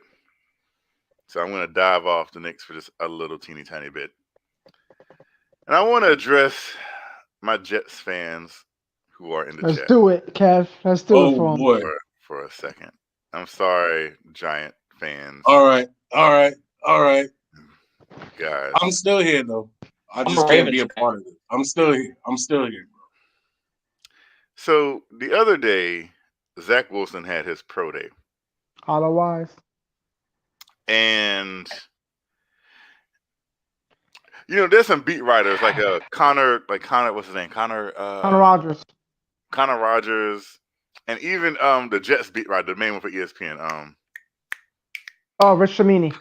Rich Cimini is not, yeah. But Connor Rogers has like a man crush. I don't know what's wrong. Yeah, he loves him. He's a hater. But he made this one throw, right? When he faded to his. He went around and threw it across the body. He threw the ball. And Connor Rogers, like, I've never seen any quarterback ever do that ever in my life. And I was like, wait a minute. I pulled up the tape, right, of one Samuel Darnold playing against the San Francisco 49ers off a blitz. On a real line, facing a line with equipment on, getting chased, got hit. I'm do just that saying, man. To a bum wide receiver who was being guarded by Richard Sherman, by the way. I know. I'm talking about Braxton Berrios. Threw a ball on a complete rope. 34 yards. I thought to myself, and I was like, how did a guy in shorts and a t-shirt with no line, no pressure, exactly, have a better throw to a guy that's running a route, right? Just running down the field.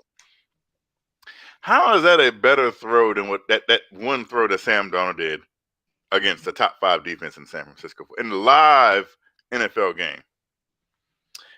And I thought maybe, and so I did my research on Zach Wilson, right? And this is what I found about Zach Wilson. Did you know prior to this season, last season, he had 11 touchdowns and 9 interceptions. Terrible. And he's already had 2 surgeries on his arm. Plus, he went into last season in a QB competition. So he wasn't even like guaranteed to be the starter. But I heard some people talk about Sam Darnold, right? At USC. Sam Darnold was a turnover machine, da-da-da-da-da. And I'm like, if memory serves me correct, Sam Darnold in his sophomore season led USC to the Rose Bowl win over Ohio State. And we all know how Ohio State will send defenders. And so he was playing against NFL level defenders against Ohio State. And he beat them in the Rose Bowl. Then the next year took USC again to the Rose Bowl. So Sam Darnold was a starter for 3 years. I had 45 touchdowns, I think like 30 interceptions. Okay. And you want me to give up hype to a guy in his sophomore season had 11 touchdowns and 9 interceptions and was in a QB competition at BYU. Not even playing the kind of talent that Sam played at USC. And I'm not saying, and this is what kills me though, right? Everyone's like, Zach Wilson is like the next Patrick Mahomes. Aaron Rodgers. So I was like, if Zach Wilson is the next Patrick Mahomes, why is he going number 2? If Patrick Mahomes is the greatest quarterback in the NFL right now, and everyone say one of the best quarterbacks of the last 10 years, if he's being compared to him, why is he going number 2? Mm-hmm. If he's that good, because Trevor Lawrence can't be better than Patrick Mahomes, right? But Zach Wilson is compared to the best quarterback in the NFL. It just doesn't make any sense to me. And Listen, so I'm all for, listen, does Sam have his faults? Yes. And I can sit here as a Jets fan, and we can all make excuses. We all know Adam Gase was Adam Gase. We all know he had a makeshift line. We all know the offensive play calling was trash. He had no receivers. He was thrown to a guy named Jeff Smith and Braxton Berrios. Well, he'll be thrown to them again this year. So, well, Zach Wilson now. But here's the thing about that. And because everyone's like, oh, well, the quarterbacks taken after Sam are better than Sam. And I say, no, the quarterbacks taken after Sam were taken care of better than Sam. Sam Darnold wasn't given Odell Beckham and Jarvis Landry and Nick Chubb and what's the other running back? Kareem Hunt and the tight ends and that the they tight have. ends. Yep. He wasn't given the offensive He line. didn't get David Njoku or Austin Hooper, and then get a good offensive line, Tristan Wirfs. He didn't get John Brown and Stephon Diggs. He didn't get those players. He didn't get 2 all-pro left tackles, all-pro tackles like Lamar Jackson has in Baltimore. Yep. Can I ask y'all this? Kev, can I ask y'all this? And listen, I know you guys got the good chemistry going on with the Jets and stuff like that, but is this the Knicks at Night podcast or is this the Jets at Night podcast? This is the Blue Orange Tears. So it's all about the sadness of New York sports. Right. The Jets wear the blue or orange, by the way. Okay. I'm just saying, man. I'm just asking a question, bro. Listen, under the Blue Orange Tears bracket. Did I not give you a forewarning that I was about to talk about the Jets? Did I not say I'm going to excuse me for not talking about the Knicks for a minute? Did I not give you that forewarning that I was going down this road, this detour? Listen, Kev, can I say something? Yeah, go ahead. When I think about the opportunity the Jets have here, they have 2 opportunities. They can reset the contract because people say you got to pay Sam Darnold. The reality is you do. Whether you're going to pay him only $18 million and not $40 like the other quarterbacks are getting, fine. But they're going to reset the starting quarterback, the tier, money-wise. You're only going to have to pay Zach Wilson a certain amount of money for the next 4 years. You can build your team around him, try to win a Super Bowl within that time. Or what I would prefer to do is to sign Sam Darnold, and with the immense draft capital you have and cap space you have, I would trade the number 2 pick back to like 4 or 7. I would draft Kyle Pitts. I would then take the best cornerback available at 23, and then with the 2 second-round picks, I get interior offensive linemen. I would talk about getting the offensive lineman from Oklahoma. I may even talk about getting the center, Creed Humphrey. I would like to get him to be the center. You get him in the second round. I look at what you right there. You get 4 premier positions taken care of in the first 2 rounds, and you still have a young quarterback who's 23 years old who has experience, and then you got him some help with some wide receivers. And then in the 3rd round, you take Javon Williams out of North Carolina as your running back. That could really, you could help this team. I don't know if they'll take a running back in the draft because they have like 18 running backs already. No, I mean, Josh Adams is not going to be there. Then it's just 2, it's pretty much, it's 3 guys. But hey, I was City, still you drafting hear running that, back. City? You hear this? These Come guys on, are I'm killing right. me. So These guys are killing me, Freeze. Listen, if I was talking Right, about Daniel right, Jones, he'd be. If I was talking right. about Daniel Jones, him throwing to See, my Kenny quarterback Galladay, knows how. Listen, my quarterback knows how to he'd be run 48. all up in it right now. If I was talking about Listen, Daniel Jones and my Kenny Galladay, quarterback, my No, I quarterback knows understand. how to No, run for I 50 would say yards without this. I falling. would say this. I would say this Right. is not the Giants at Night podcast. This is the Knicks at Night podcast. This is what I'm saying, this bro. is Like, I blowing Hey, understand. ears. City. Listen, So here's the thing. listen. So if I was talking about the New York Mets right now, Okay. Hey, so City, like we were saying, the New York Knicks are the hottest team in the Eastern Conference, and these dudes are talking about some cat named Sam Darnold. Are you serious right now? So the New York Knicks are the hottest team in the Eastern Conference. That's a fact. That's a fact, right? Look at the standings. Right. Look at the last look at in the Eastern Conference and see who's the hottest team in the Eastern Conference. It's the New York Knicks. And my man said Sam Darnold. It's our New York Knicks. This is why I said, man, this is not the Jets at Night first, that is podcast, not bro. a fact, Like, you Freezy. know what I'm saying? It's okay. We Hold can on, hold talk on, about hold your on, hold Jets on, for a hold on, little hold bit. on. Because Freezy just gave a No, false we fact. not holding on. You just Freezy busting just your no, gave hold a on listen. like false that means something. fact. He just okay. Look at the Eastern Conference and see what team has won 3 games Yes. in a row. It's not 3 games What overall. I'm team? looking. Oh, What he's team looking in at the the East overall. has won 3 games in a row? What team in the Eastern Conference has won 3 games in a row? And if there's a team out there, I will retract what I said. I can look at the last 10. Right? No. You can't just 10 establish your own overall. criteria. You can't just establish your own criteria. You know what I'm saying? You just gotta establish your own criteria because you want to talk Okay. about some dude named Sam We Darnold. talking That's about the ridiculous. moment. We Kev, talking about the moment, bro. Right, Freeze? We talking about the Kev, moment. We talking about the moment I feel you, City. Kev, right now as I got we something to speak. tell you. Go ahead, Eric. I'm thinking, how does this sound? Jets for Knicks and giggles. We could talk about the Knicks, we could talk about the Jets, and we could have fun doing both.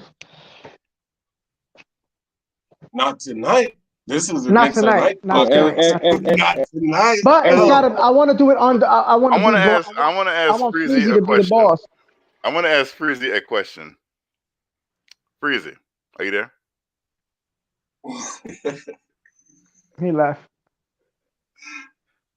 Wish he would leave when I need to ask him a question. But I'll wait It's till all he. right. You I'll can wait till he ask him comes later. back. You can ask him later. It's okay. It's okay.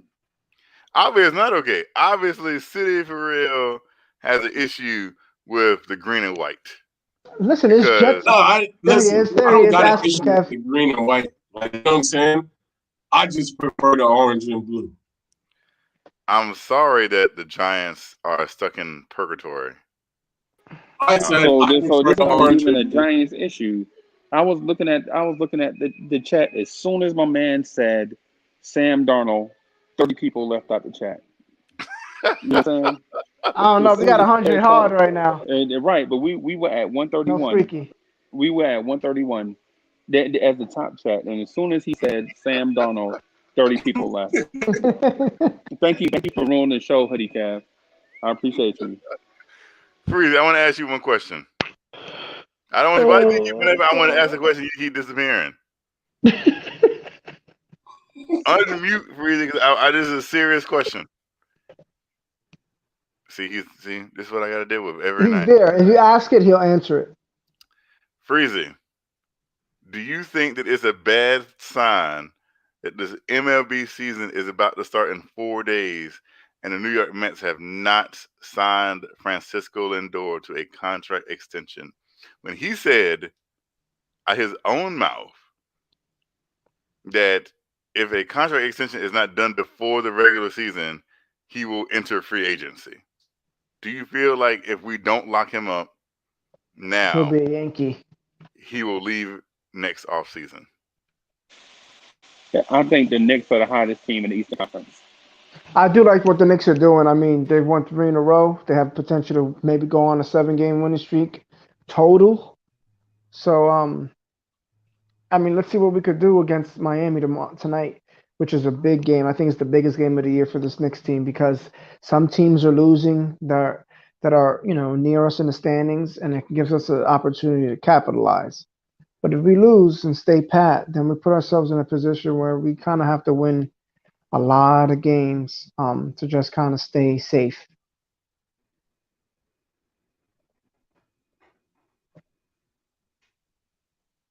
I'm trying to reply to something in the chat real quick. Yeah, that's fine. That Beck, tell me what that Beck said. Mixing a drink for you, Eric G. What you got, brother, or ma'am, whatever. If you're a woman or a lady, YouTube watcher Eric G. Freestyle about Knox. Oh my gosh. Yo, again, man, Knox take with the some time Crocs. out. Take some time out to shout out to the people down below. Knox with the Crocs. Can't hit shots. In the chat that make the things happen. You guys are rocking with us, man. You know what I'm saying? Here. They here, they there, they everywhere in the chat is here, and they can be anywhere else they want to be, but y'all are here with us, so much love to y'all. Much love to everybody. Much love to our future gaming YouTube watcher, David Jackson, Glenn. Who else we got down there? Boost Mobile, Brother BKL, Hoke, Gregory. Who else is down there? That Beck is still down there. The game of life is here. He's playing the game of life. He's playing the game of life. And he's here with us. So we got to respect that, man. Respect to y'all, man. Shout out to you guys in the chat. Always a pleasure being here. Always a pleasure talking to you guys because y'all keep it going. Y'all keep it lit. Ace AB says, City, what's up? I see you, bro. Oh, fist pump. You already know how we do, man. We here, Knicks at Night podcast. Let's get it, family. Let's get it. We know what we could have used right now? A nice Tim Hardaway Jr. Yeah. I agree. He would give the Knicks, because Gigi said, I see Gigi in the chat, said Tim Hardaway went for 30. But if we had, listen, I'll take Tim. I'll take Tim Hardaway Jr. I'll take him on his good day. But he won't be nothing crazy. He's not going to be the number one option like he was when he was here. You know what I'm saying? He would just be that option when he's open. He hit a shot just like he is in Dallas. You know what I'm saying? He has his moments when he can score 16, 17. But I don't know. I'm not saying that I want the Knicks to trade for him. I'm saying that, like, if he would have still been here with this team, then we would have won a couple more games at least. Brooklyn Belly from the belly of the beast. He said, if we beat Miami and the Timberwolves, we can begin to create separation to stay in the top 6. This is what I've been talking about. I've been saying this since 2 weeks ago, that we need to go on a win streak and separate and fly, man. Like, you know what I'm saying? That's what we need to do. Create some separation. Win some games. This is why I wore the hat, Brooklyn Belly. This is why I wore the hat. I wore the hat so we could go on a win streak, and we went on the win streak. Okay? This is why I did that. Like, you know what I'm saying? I'm hyped now. I'm hyped now. Preach at him, brother. Preach at him. Y'all got me going, man. I'm hyped now. Y'all got me in my bag of tricks, and I'm not even talking about cereal. I'm talking about my bag of tricks that I could bring out the momentum and change the paradigm of the game. Let's go. This is why we're here, fellas. This is why we are here. They said, you also said and been saying that Randall's better than Lillard, so they can't take you serious. Oh, I'm not worried about that. Listen, man. He never said that. I never said that. You see what I'm saying? You understand what I'm saying? Listen, it was a Kev thing. No, listen. I never said that, but it takes a special person to understand what I said. You understand what I mean? And it takes a special person just to not to say Damian Lillard is a better basketball player. Hold on, Kev. Can I finish? What I said was, do I believe Damian Lillard is a better offensive player than Julius Randle? Yes. But just because I can give you a different way of looking at a situation does not mean that I'm right. Does not mean that I'm wrong. Doesn't mean that you're right. Doesn't mean that you're wrong. I'm just giving you a different way to look at the situation. And a different way that I gave you to look at the situation was when it comes to playing bully ball, Julius Randle is a better player. That's all I said. And if you don't like it, you don't like it. Like, you know what I'm saying? I can't change that. Like, you know what I mean? I can't. I'm just saying that's just what it is. That is just what it is. So I'm not even going to get into that. I find. Hold on. Let me. No, I find it really hard. I spoke my piece, and I'm not getting into it. So I'm not getting into it. I let spoke me my have an piece, open conversation. and I'm not getting Don't into you think it's easy for someone to say, "Hey, Michael Jordan is better than LeBron James"? They say it easily and fluently, but they cannot say Damian Lillard is better than a Knick. If I What's say wrong with that? You can't make me say something that I don't want to say, bro. Is Damian Lillard better than RJ Barrett? I don't have to say it to appease you. Is Damian Lillard better than RJ Barrett? Listen, I don't have to say anything to appease you. You know what I'm saying? I'm asking like, a question. Is Damian Lillard a better basketball player than RJ Barrett? Yeah. Yo, come on. I'm not even going there with you, bro. What? I'm okay. It's simple yes or I'm no. okay. Why is that important? Why is a better basketball player than RJ Barrett. Listen, I'm okay. Why is this important? You can have all of the smoke. It's important because the chat is asking. They want to know. To me, this whole thing is stupid. But the chat wants it. It's immature. The chat is freaking out. Nobody's asking that. So hold on. How come when the chat wasn't here something and it's all about the chat? It's all about the chat. Yeah, now, they want to know. When the chat wants to know something, when the chat is involved in something, it's stupid. Okay, I see how it is. Well, bro, because I already gave you my piece. I'm not trying to revisit stuff that we've been talking about like the last 2 weeks. I'm sorry, like chat. That. Like, you know what I'm saying? Answer my questions, chat. I'm sorry. We don't. No, it's stupid because we don't bully here. We don't just flat out just get on people and try to bully them. If you want to be a bully, go somewhere else. Like, yo, listen, man. We are here. We in the building, man, and we still talking, man. We still rocking. You know what I'm saying? Like this is love right here. Like, you know what I'm saying? This is how we do on the Do Your Knicks at Night podcast, coming to you straight live, man. This is how we do it, man. We chilling. We all right. Coming to you from all over the country, aren't we? All different types of hours right now, all over the country. Yeah, I can't. What was that one guy? I can't remember his name, but if you're still out there, if you're still listening, I know you was in the hospital. I can't remember your name. I'm sorry about that, bro. But I hope everything is still going with you. Hope everything is still all right. And if you are listening, man, if you're listening, I hope everything is okay and you pulled through whatever situation you was going through. Straight up, Amen facts and love. Amen to that. What's up, listen, man, that man didn't have to. Listen, that man was in the hospital watching us the other night, bro. I know, you know what I'm saying? tough. I respect to him, man. And I wish I'm gonna have to go back and I'm gonna have to I'm gonna have to go back and watch and get his name so I can shout him out every time I do my shout outs to the chat and stuff like that, you know. The chat is funny, yeah. The chat is really fun. They going. So let's talk about this. Let's talk about our situation that we got coming up, I should say.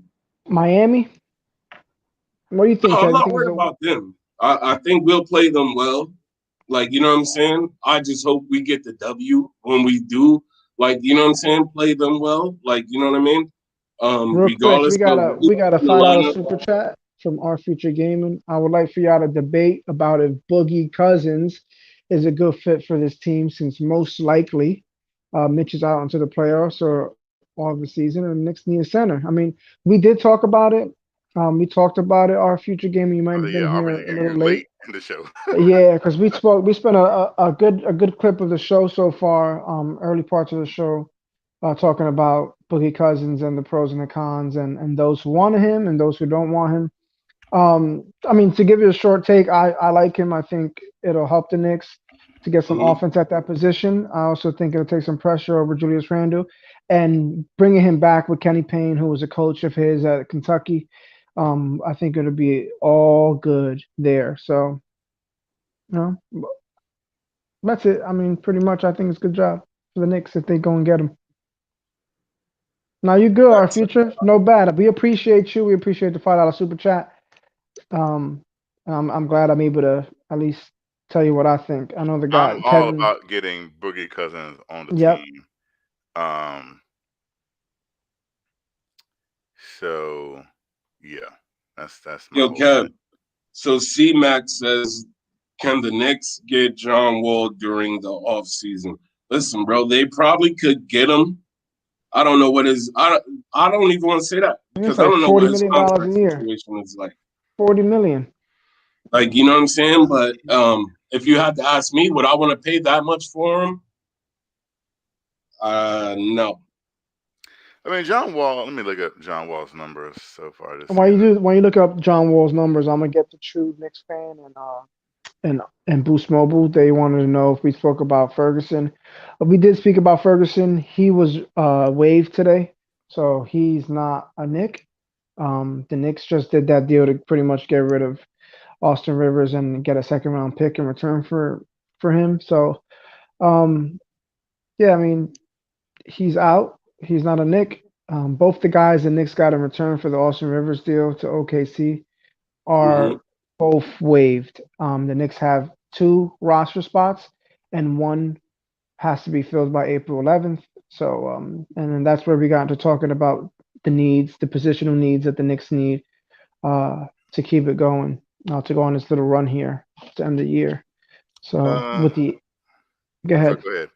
No, I'm No, saying, you're well, good. Go ahead with the stats. so he's averaging 20.5 points a game, almost 7 assists a game, 3 rebounds. And mind you, this is his first season after a year and a half, pretty much off. His shooting percentages aren't good. They can be attributed to defenses kind of honing on John Wall because, who else does Houston have? So they can be attributed to that. He's only shooting 40% from the field and 32% from 3. Free throws, he's shooting about 75% from the free throw line. So this coming off of not playing a year and a half. $40 million is $40 million, right? I don't want to spend $40 million on that cat.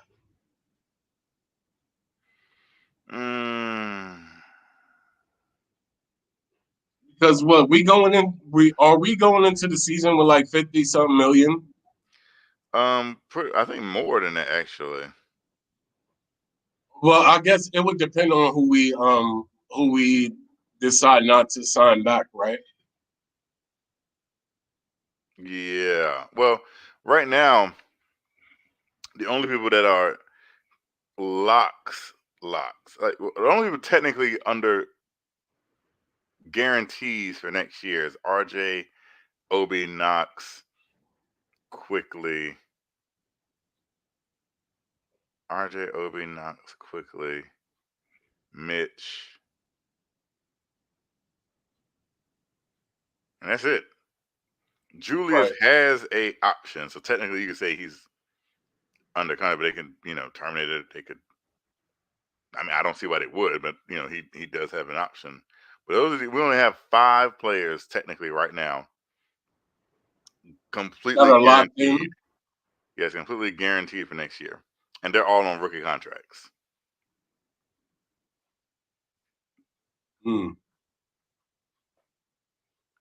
So we'll have 2 first-round picks, and I think 2 second-round picks.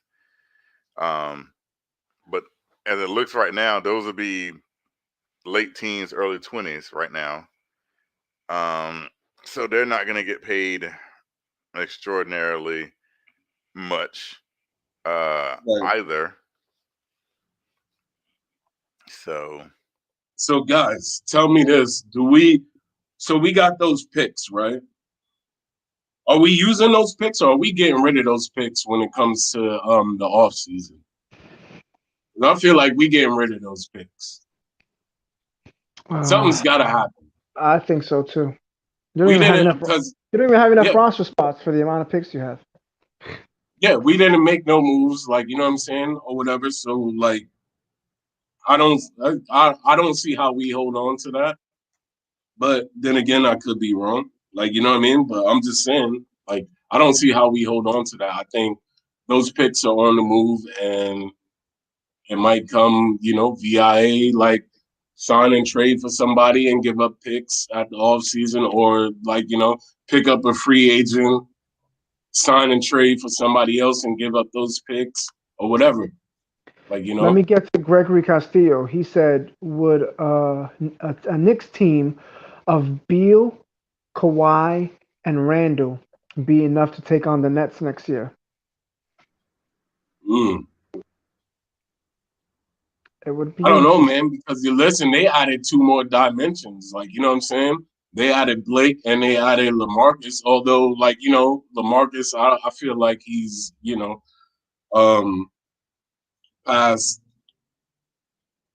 past his prime. Like, you know what I'm saying? So, but then again, can he still give them some useful minutes? Yeah, I think so. Depending on what team they're playing or whatever, because he's not a slouch. So, like, he can do. The man still can play well, but like, I don't know, man. I think we would still lose. Oh, I don't know, man.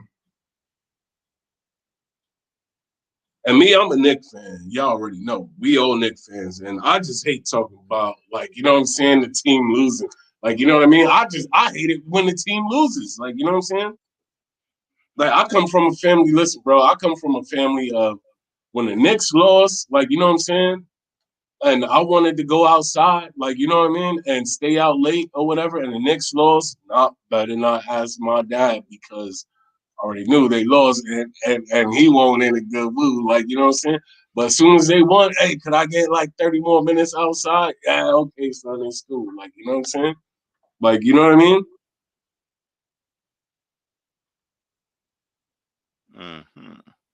I'm sorry.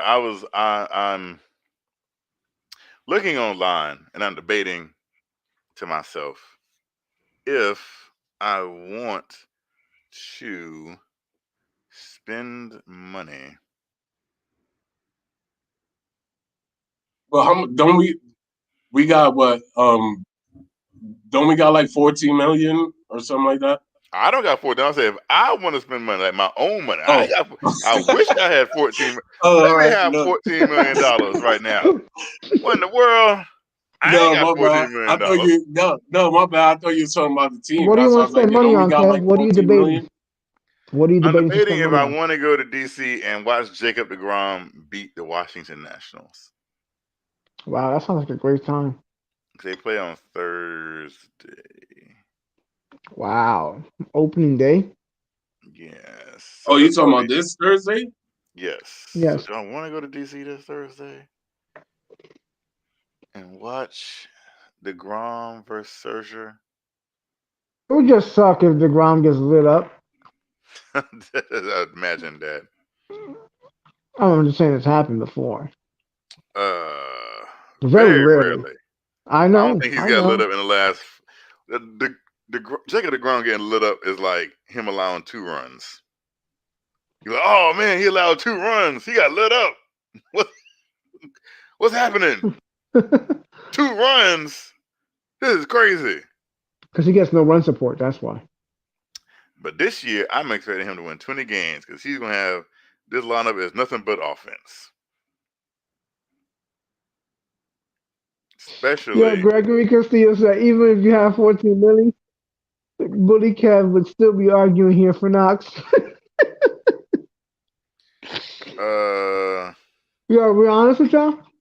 If I had 14 million, We be everybody in the chat and me and everybody on the panel. We be going to the first Knicks playoff game this year. On me.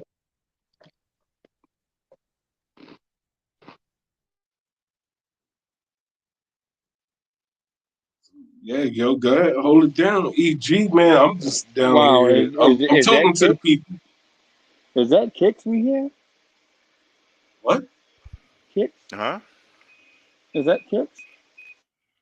No, I'm not eating anything.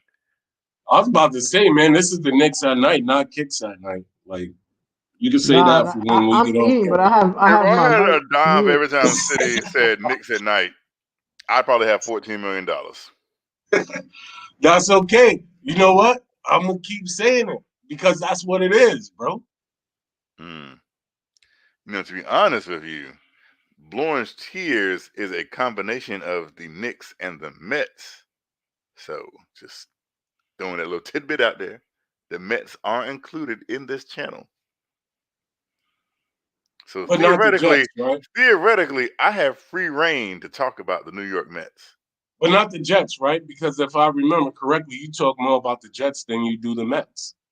I'm just saying. I'm just putting that out there. If I want to talk about Francisco Lindor, because this is a Knicks and Mets channel. Right, just but putting that out there, Hoodie Cav, this is a Knicks show though. It's called the Knicks at Night podcast though, and we do This talk is about true. other stuff. Oh, So we do talk about other stuff, man, like you know, pop culture, but mostly, man, you know how it is.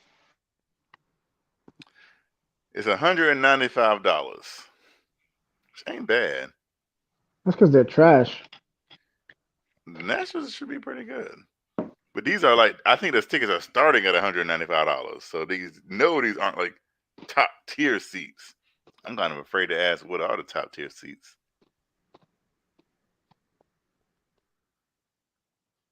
Because they're only allowing like 5,000 fans, right? But then they said they want to allow their season ticket holders first. So it's like some red tape you got to go through if you're not a season ticket holder of the Nationals. Like, I just want to buy a ticket, maybe two.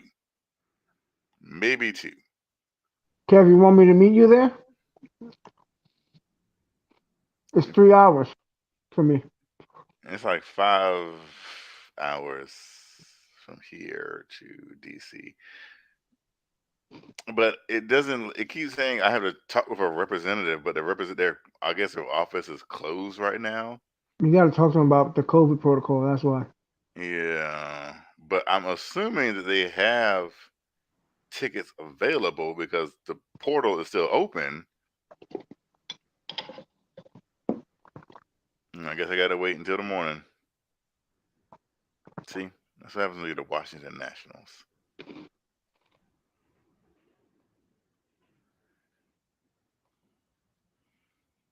Anyways, 14 million for top tier seats. Yeah, that's what it's gonna be like, C-Mac. Nah, I'm not getting. $14 We getting million just chill. sit baseline. Nah, I'm not doing all that. If I had that money, we're gonna go to the game and we're gonna have some food and have some drinks, but we're not touching no players on the sideline. We ain't that close. They probably won't have. Well, it'd be interesting to see how they do the seating there. It's supposed to increase now next month. To 40%. Well, right now, I mean, 5,000 ain't nothing to sneeze at. That's a lot of people. That's a lot of people. 5,000. So I don't think there's 5,000 season ticket holders for the Nationals. So which reminds me, I probably need to go out and buy a Pete Alonso jersey.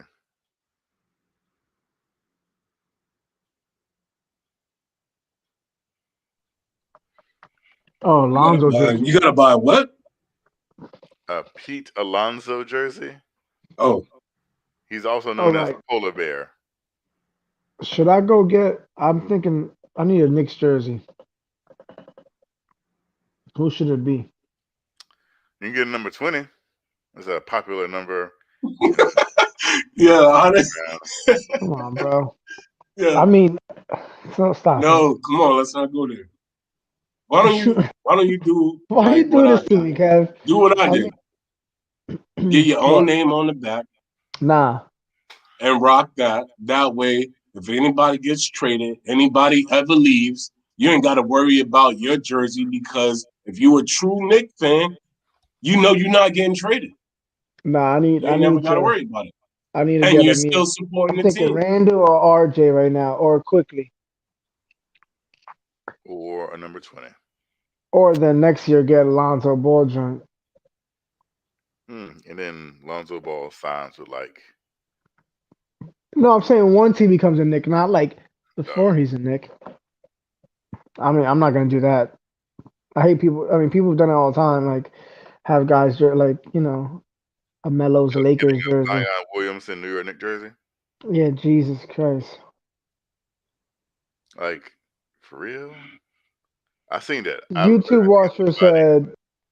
YouTube watcher said, "Sorry, but Eric, a grown man wearing someone else's number name is weird." No, it's not. You must be like 15, YouTube watcher, because we all are fanatics of sports. I have a Darnold jersey. I have Yankee jerseys. I have Jets jerseys.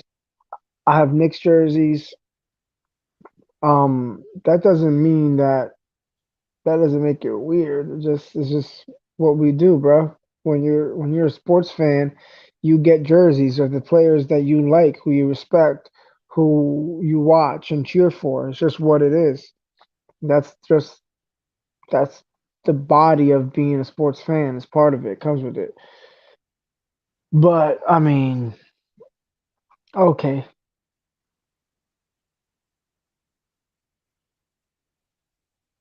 He's 28, but he owns jerseys with players' names on it. But once he became 18, it's like, come on, right? But not to wear. Nah, I rock it on game day on a Sunday. On a Sunday, when I go to MetLife, the 5, 6 times a year I go to MetLife and watch the Jets every year. I go about 6 times a year. When I put that jersey on, whether it was a Le'Veon Bell jersey or it's a Donald jersey or it's a Brandon Marshall back in the day or whatever it was, Ferguson, um, Nick Mangold.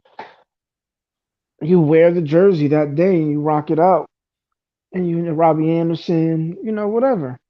So I'll be going to 2 Jets games this year. Let's do You this. need to go to a Carolina Jets home and game Atlanta. so we can link.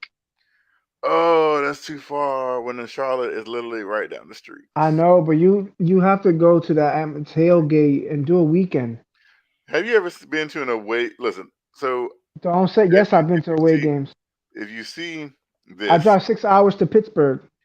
I was in the Washington D.C. for this game. You see, it was really cold that day actually also, and I was so surprised that the amount Quiet of salute, Jet my brother. tailgaters, right? But this is what kills me, right? It's always one of these people. So I'm at a Jets Redskins game. They were still the Redskins at that point in time. They're the Washington football team now. So there's one dude in like just one, in like a Tom Brady jersey. And I'm like, really, dog? Really? Why are you even here? Why? I for real. Yo, C-Mac, I drive to Pitt. My wife's a Steelers fan.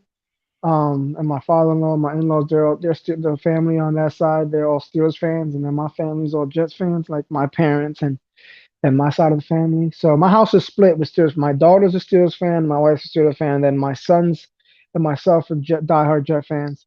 So yes, I go to Pittsburgh every year. I go to training camp in Pittsburgh every year. Um, drive there. It takes us like 6 hours to get there.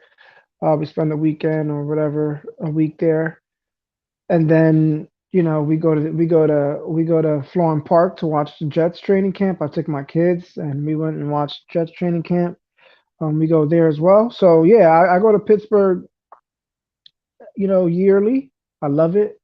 Go to Latrobe, have a good time. Then we go into Panani Brothers, and we have some good sandwiches.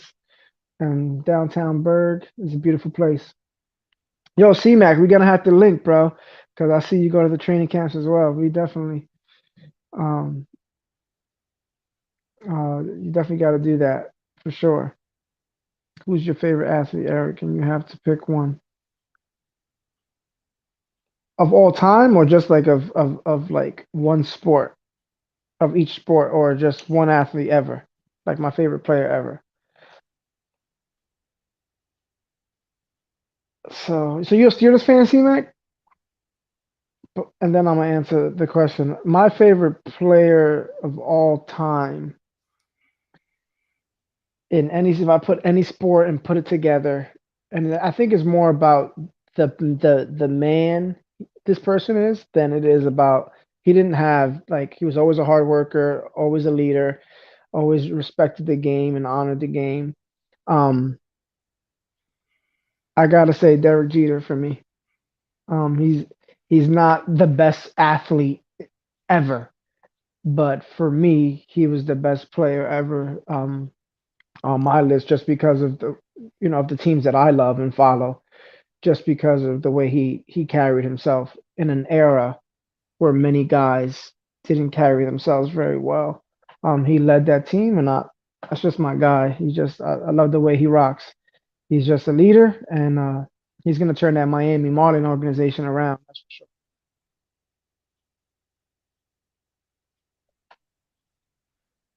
But C-Mac, yeah, man. Listen. I don't hate the Steelers, bro. I respect them. I show them love. Um, I root for the Steelers when they're not playing the Jets, or they're not playing a team that I need them to lose to, so the Jets go to the playoffs or whatever. But um, and you know what? I like, Valise. Number two would be Kobe Bryant.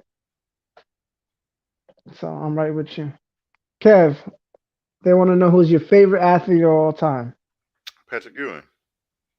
and in any sport though. You can pick any player from any sport. Patrick Ewing. Okay. Patrick Ewing. No, Adriana. No, both my sons are Steelers fans. My wife said that only one of our sons is a diehard Jet. You know, My baby, my 3-year-old, is on the fence. I got into sports at 5 when I saw Patrick Ewing play, and it's probably the most incredible performance I've probably ever seen with my own 2 eyes in person. And he always played with like a passion, like that desire. Like he always wanted to win, and he gave everything he had to his team every single game. And that's why I like Pat. It saddens me he didn't win the ring, Right. because I think his legacy is diminished and overshadowed by players not as good as him, like David Robinson, for example. I think Patrick Ewing is a much better overall player than David Robinson was. It's just David Robinson got the hardware. Mm-hmm. So, my second, if I had a second favorite, that's a tough one. Probably Ken Griffey Jr. Ken Griffey Jr. is the reason I fell in love with baseball. Because Ken Griffey Jr. could do everything. It was amazing as a kid to watch Ken Griffey Jr. play baseball. Hell yeah. Because it looked so easy. Like everything he did was just like easy. Like, is he even working hard at this? Mm-hmm. And that's just the kind of play. Like Ken Griffey Jr. He just made everything. He had the sweetest swing, man. Yeah. And even defensively, like, he would make some plays. It was just like, wow. So those are probably my 2 favorite. Yeah, I see that. Players. To Nick Nack, I see you say you fly to Texas to watch Cowboys and stuff. Oh, I'm So sorry. That's a every waste of money. so every no, Ouch. because I think he's a Giants fan, but or no, he's a Cowboys fan, and then he went to California to see the Cowboys training camp. That is a So waste of money. I every year, my oldest son, he's 7. But since he was born, every year, his birthday is in April, the beginning of April.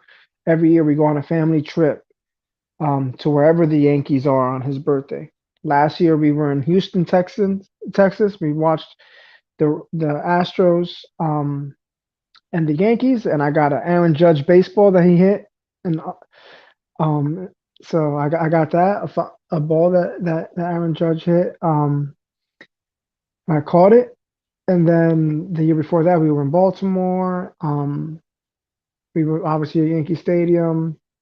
So yeah, I mean we try to go to to different places just to do it. This year's a little different because of COVID, so we couldn't do it the way we would have liked to. But yeah, I do a lot of traveling too. Texas, we were in Texas last year, my whole family.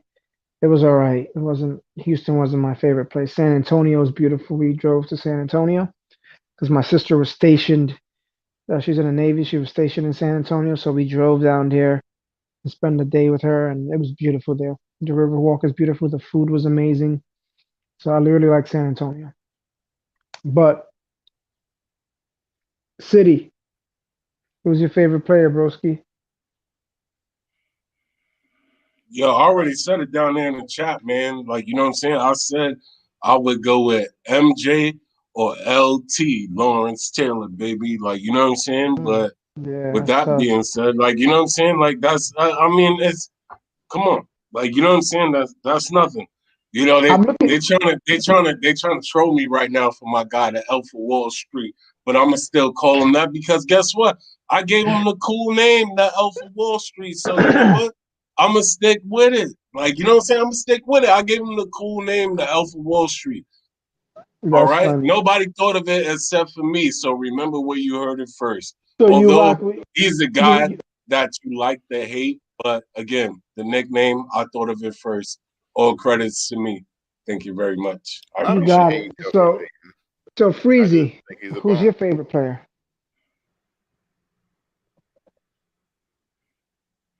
of all time? I know I'm, Freezy. I'm gonna say, probably it's a bunch of dudes.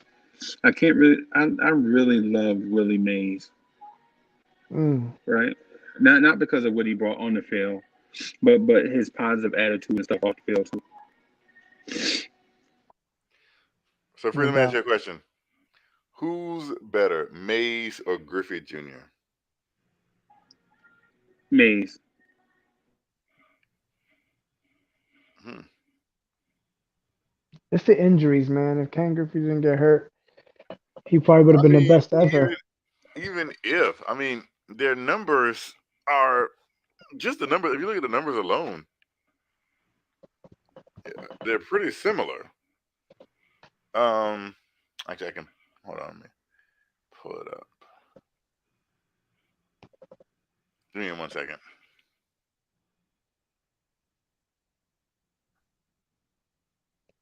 Oh, Coke, you should already know, man. Listen here, man. The Yankees are not going to Los Angeles. Stop playing. Hulk Hook, me and my wife have so far we've been waiting. We've been wanting the Yankees to have to like go play in Oakland in April, the beginning of April, or play in LA with the Angels or even, Dodgers so that we can go over there for that time. In fact, we actually for my birthday in December, we had booked a flight and everything to LA. We were going to LA for a week with the family, but COVID, and I was just uncomfortable with going over there for COVID. And then what happened? They got shut down. So it was good that we didn't go. I'd have been stuck in a hotel for a week or Airbnb. So no. But yeah, I want to go there with the Yankees. I want to go visit, or even without the Yankees, I definitely want to go visit Los Angeles. Well, see, I'm gonna have to wear my Yankee joint next time. No, I'll wait for the season to start. Actually, playoff time. I'll wear my Yankee joint. I'm waiting for the Knicks.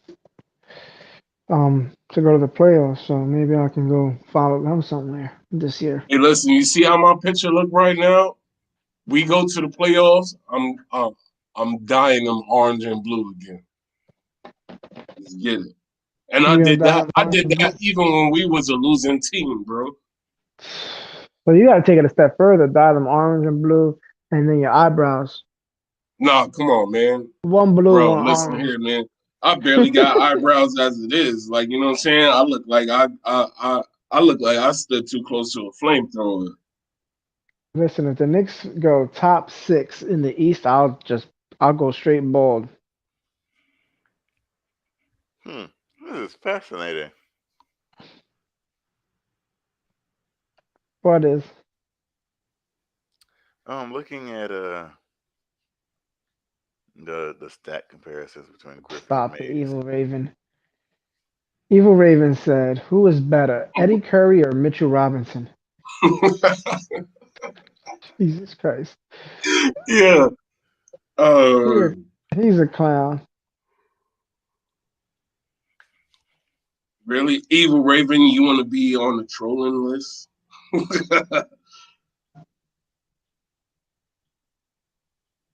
I think Kevin's Yo, looking Quiet at Money, some. I'll keep rocking the lights. Listen, man, I got them for every team. I got them for every team. Well, not the team that they like, but I got them for the Yankees. I got it for the Knicks. And I got it for the Giants. Yeah, I'm excited for man. I'm excited. I'm excited for basketball for the playoffs, man. You know what it's like when all the teams, the teams that are in the playoffs are in the playoffs, and you're chilling, and you're a Knicks fan, and you're watching the games. You're like, damn, this is some good basketball. Yo, Kev, Damn, that's a question you should answer. but I wish my Knicks were in it. Now this year, I feel like I can. It's gonna be a Saturday, and it's gonna be 6 games going on for the playoffs, game twos and threes and fours, and I'm gonna look on that schedule. And it's gonna be a Knicks game there. I'm gonna be like, wow, wow. Yo, Kev, you heard? This is a question you should answer. You should answer C-Mac's question. What is it? Just answer it. Look in the chat. What do you mean? What is it? It's who I'm is gonna better, Quentin Richardson or Kevin Knox? Quentin Richardson.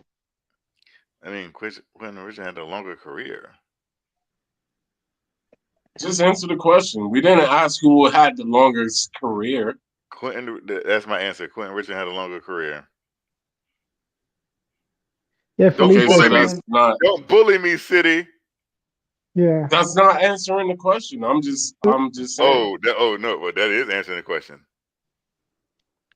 Wow. City, Felipe 210. San Antonio is a dope city, man. I like it, man. Your city's great. I don't know why Charles Cooley Barkley said always says Quentin bad Richardson. things. My man Cully.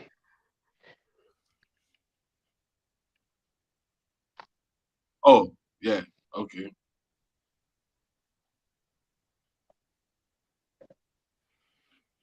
Nick Yak said David Lee is better than both. I respect it. My man Cully, shout out to Cully. We were on the Legion, the game. We did the whole game together. In the post game, against the Bucks game. So shout out to Cully. Yo, shout out to Hot Tell him rocks to him. Alejandro in the building. What is going on? See what I'm saying? Like, listen, yo, y'all want I'm not even gonna dip into my freezy bag right now. Yeah, but I'm saying when the Knicks are good, it's like there's certain things in sports. There's like when the Knicks, Lakers, and Celtics are good in the NBA is on a different level.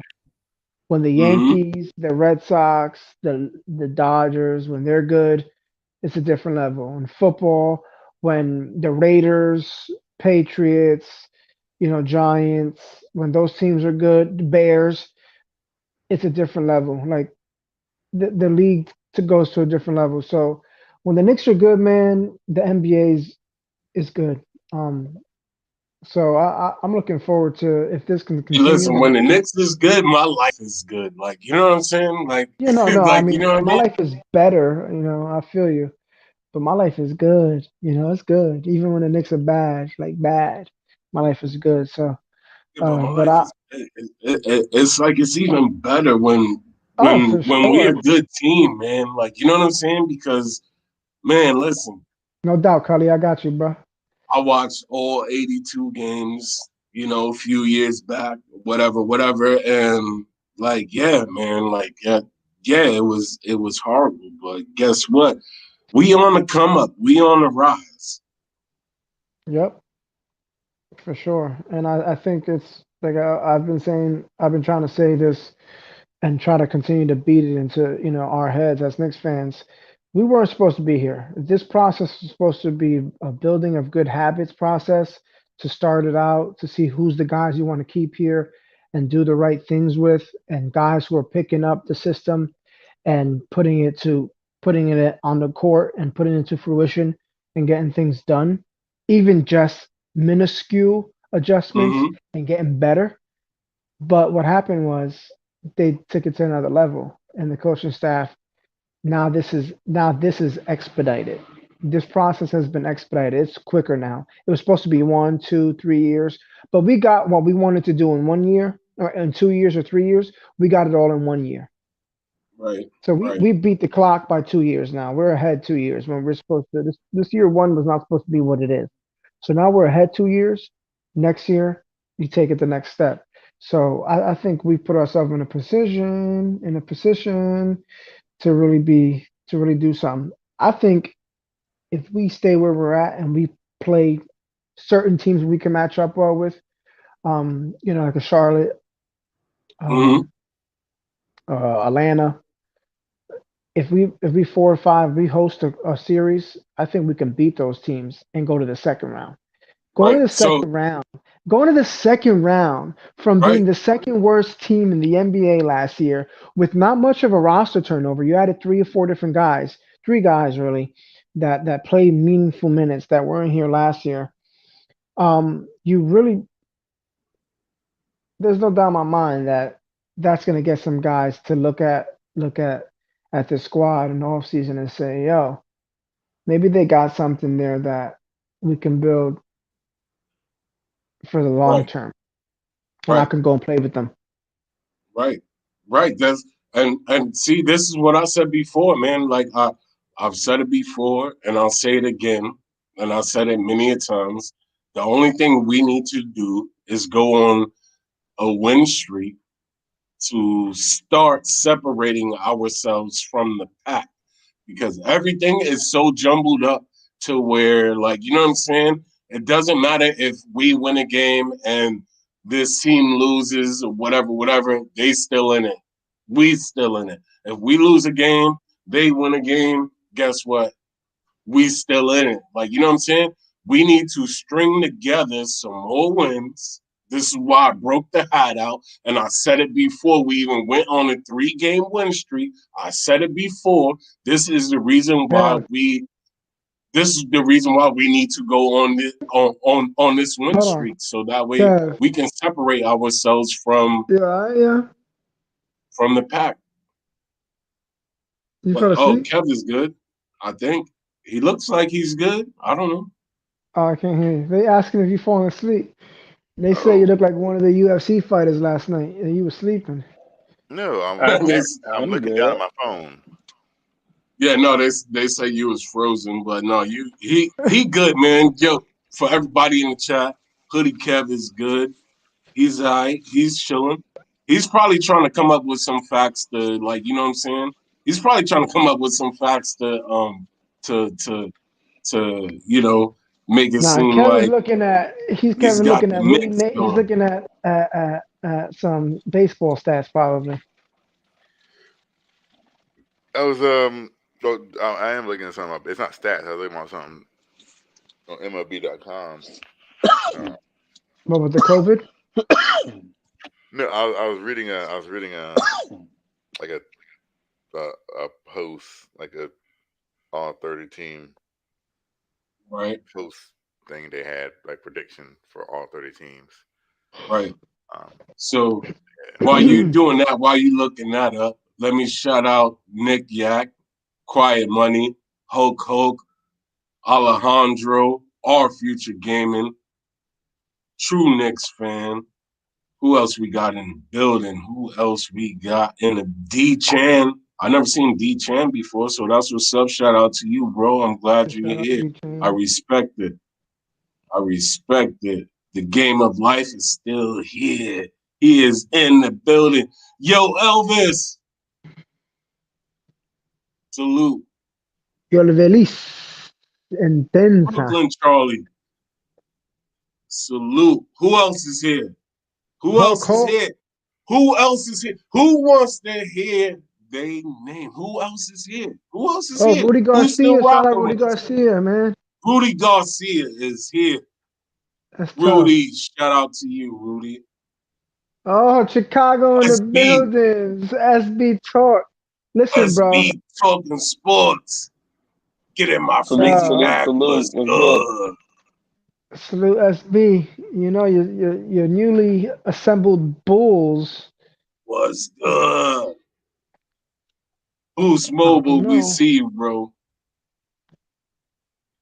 Now you ain't no GOAT though, but we appreciate you. We love you. We got love for you, bro. But you ain't not the GOAT. Rudy Garcia, we see you. Brooklyn Charlie, what's going on? I don't know what's going on there. That back. You still here too. We see you. We see you. We see everybody. We see everybody because we here for the people. We see everybody. We here for the chat. C-Mac, what's going on, my brother? What is going on? What is going C-Mac, on? you think It's the Knicks at that's a Night good thing? podcast. Let's go. C-Mac, do you think the Bulls are gonna be okay, or you think they're gonna be in trouble? D-Chan, we see you.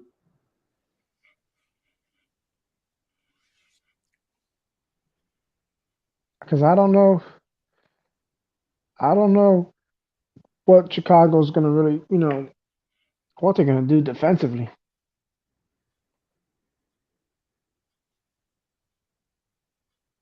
Because they don't play any defense. They could score 120, but they're gonna give you 100. They're gonna give up 130. Yeah, man. I agree with SB. You need a true point guard. If you would have got Lonzo and Vucevic, then that'd have been different. That'd have been solid. C-Mac, what our schedule look like? I think he Our meant like schedule what is he said. horrible. What Chicago looking like? Oh, okay.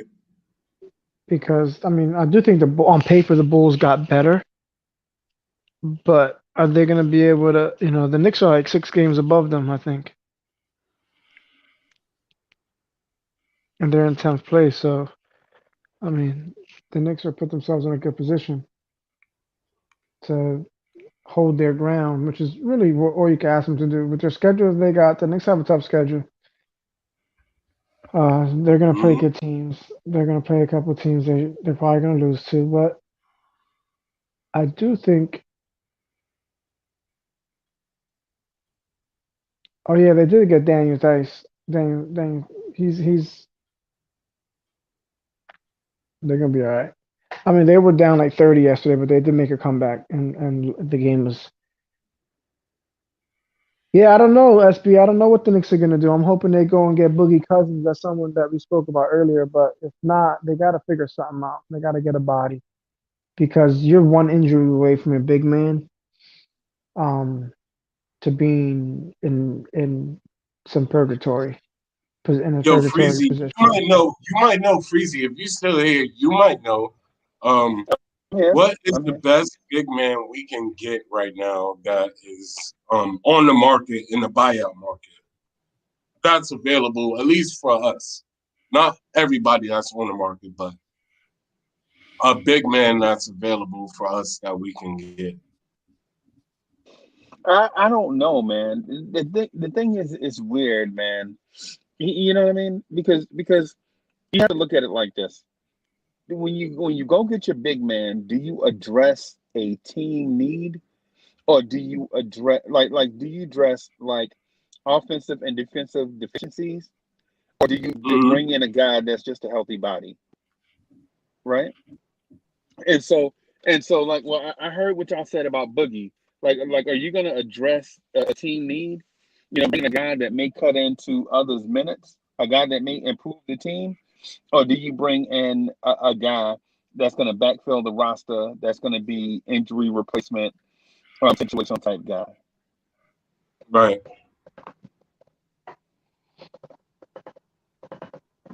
Yo, See, Jay this Boogie, that's I didn't I like know. that, Oh, Jay yo, Boogie. shout out to Jay Boogie too for Damian jumping in with Jones. jump balls. I like it. I like the Damian Jones pickup. He was with the Lakers recently. He was playing some good minutes there. He's a kid that Golden State drafted. Um, I like him too. He can kind of plug and pop. He's big. Put back offensive rebounds. I like that. That's a good analysis, Jay Boogie. Right, because because if you just want to backfill, do you go after a Jordan Bell that's like a Taj Gibson type, or a Marquise Chris who is a hot upside guy Yeah. that just can't put it all together? You know what I'm saying? Hmm. Or do you just go like stopgap and get Kylo Quinn? So you have a lot of options. I think the front office will take their time and try to figure out what it is what direction they want to go in. Do they want a guy that's going to come in and play heavy minutes? That's going to, because ideally, Taj Gibson shouldn't be playing all these minutes, man. He Taj shouldn't be Gibson playing at right all. now, right? Taj Gibson is a third string center in the NBA right now, and Nerlens Noel is a second string center right now, right? But our situation forces us to move them up a spot. You know what I'm saying? So now it's like, do you go get a guy that you feel like can battle those guys for minutes, potentially in 5, 6, 7 games become the starter, or do you bring a guy that's just going to support those dudes? Right. I don't know. With Tibbs is weird But because Kim, I saw Tibbs start a second string center and a third string center in the same game. Yeah. I mean, won it. So I mean, yeah, after almost losing it to a bunch of third stringers, until he Listen. decided, yeah, but a hey, win is a win. let Like, me come on, let's adjust. not just. No. See, this is where this is what makes me mad, yo. Let's not What makes you discredit real, our man? wins. No. Let's not discredit our wins, okay? Hold on, no, because you can't sit here and say What? in a loss you can learn from your mistakes, but in a win, I guess you don't make mistakes that you can't learn from. So yes, I can critique it because obviously you won, but you weren't perfect. It wasn't like you played a perfect game. So But yes, we you already can know critique nothing. it. Wait a minute. We So already know what? nothing's gonna be perfect. So what does this have to do with the question? We just legit just dove off a cliff. This don't have anything to do with the question that was asked. The question that was asked was, well, who do you bring in? And instead Right. of me just naming a name, I split the question. Like, I'm asking for further insight on the direction of the conversation so that I can answer the question more effectively, as opposed to just saying, instead of me just saying, right? I thought about the direction the conversation was going in, and then I asked for more insight on the question. And the next thing you know, we're talking about the Bulls, the Bucks team that we beat. What does that have to do with the question? So We just dove off a cliff. bring in like what we was talking about. We bring in a guy like Cousins, see what he's got left in the tank. Like, you know what I mean?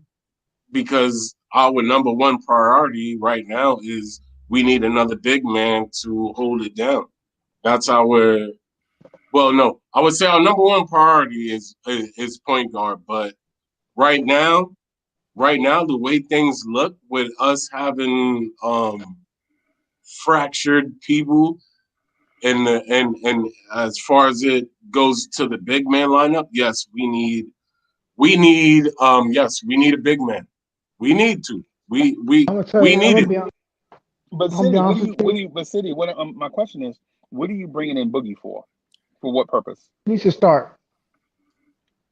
I would say either you start Noel and you put Boogie on the bench, or you start Boogie and you put Noel on the bench. Either way, either way, something has to happen, because I I also feel like this, right? Freeze.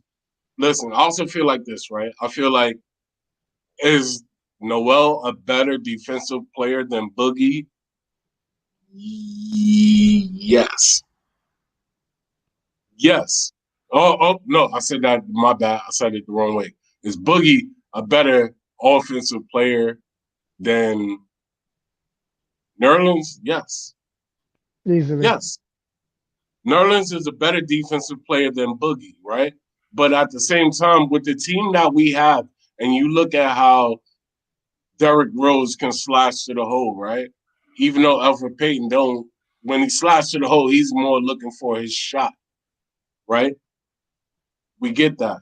But if we have a guy like Cousins standing on the outside, that's going to open some lanes for RJ.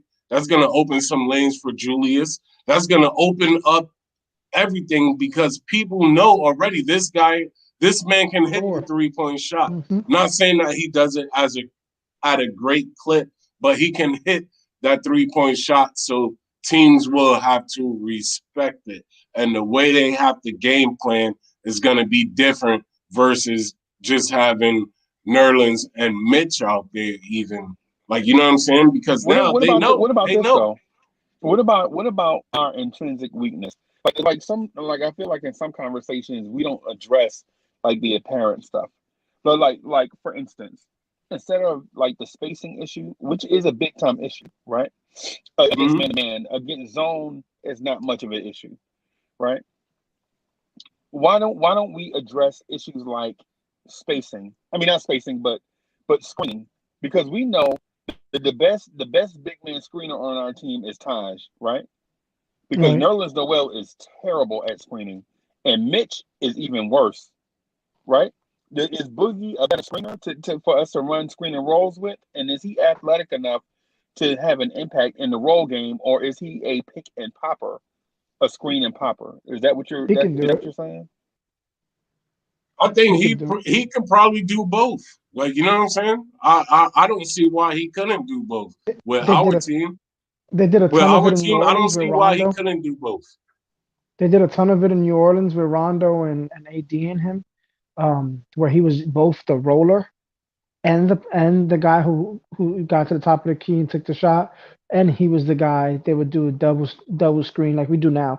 You do the screen with with with Cousins, he pops out, and then the screen with AD in the same play, two Mm-hmm. screens, and he goes down to the basket, and one of them is open, and they did a lot of that uh, over there, and they did the same thing. They ran that offense in Sacramento for Cousins, so he's a good screener.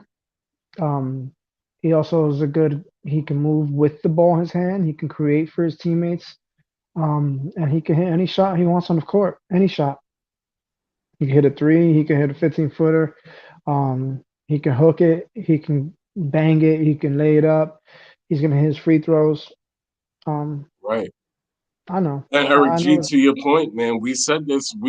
This is what we this is what we was this is what we were speaking about, bro. Like, you know what I'm saying? Like, we said, okay,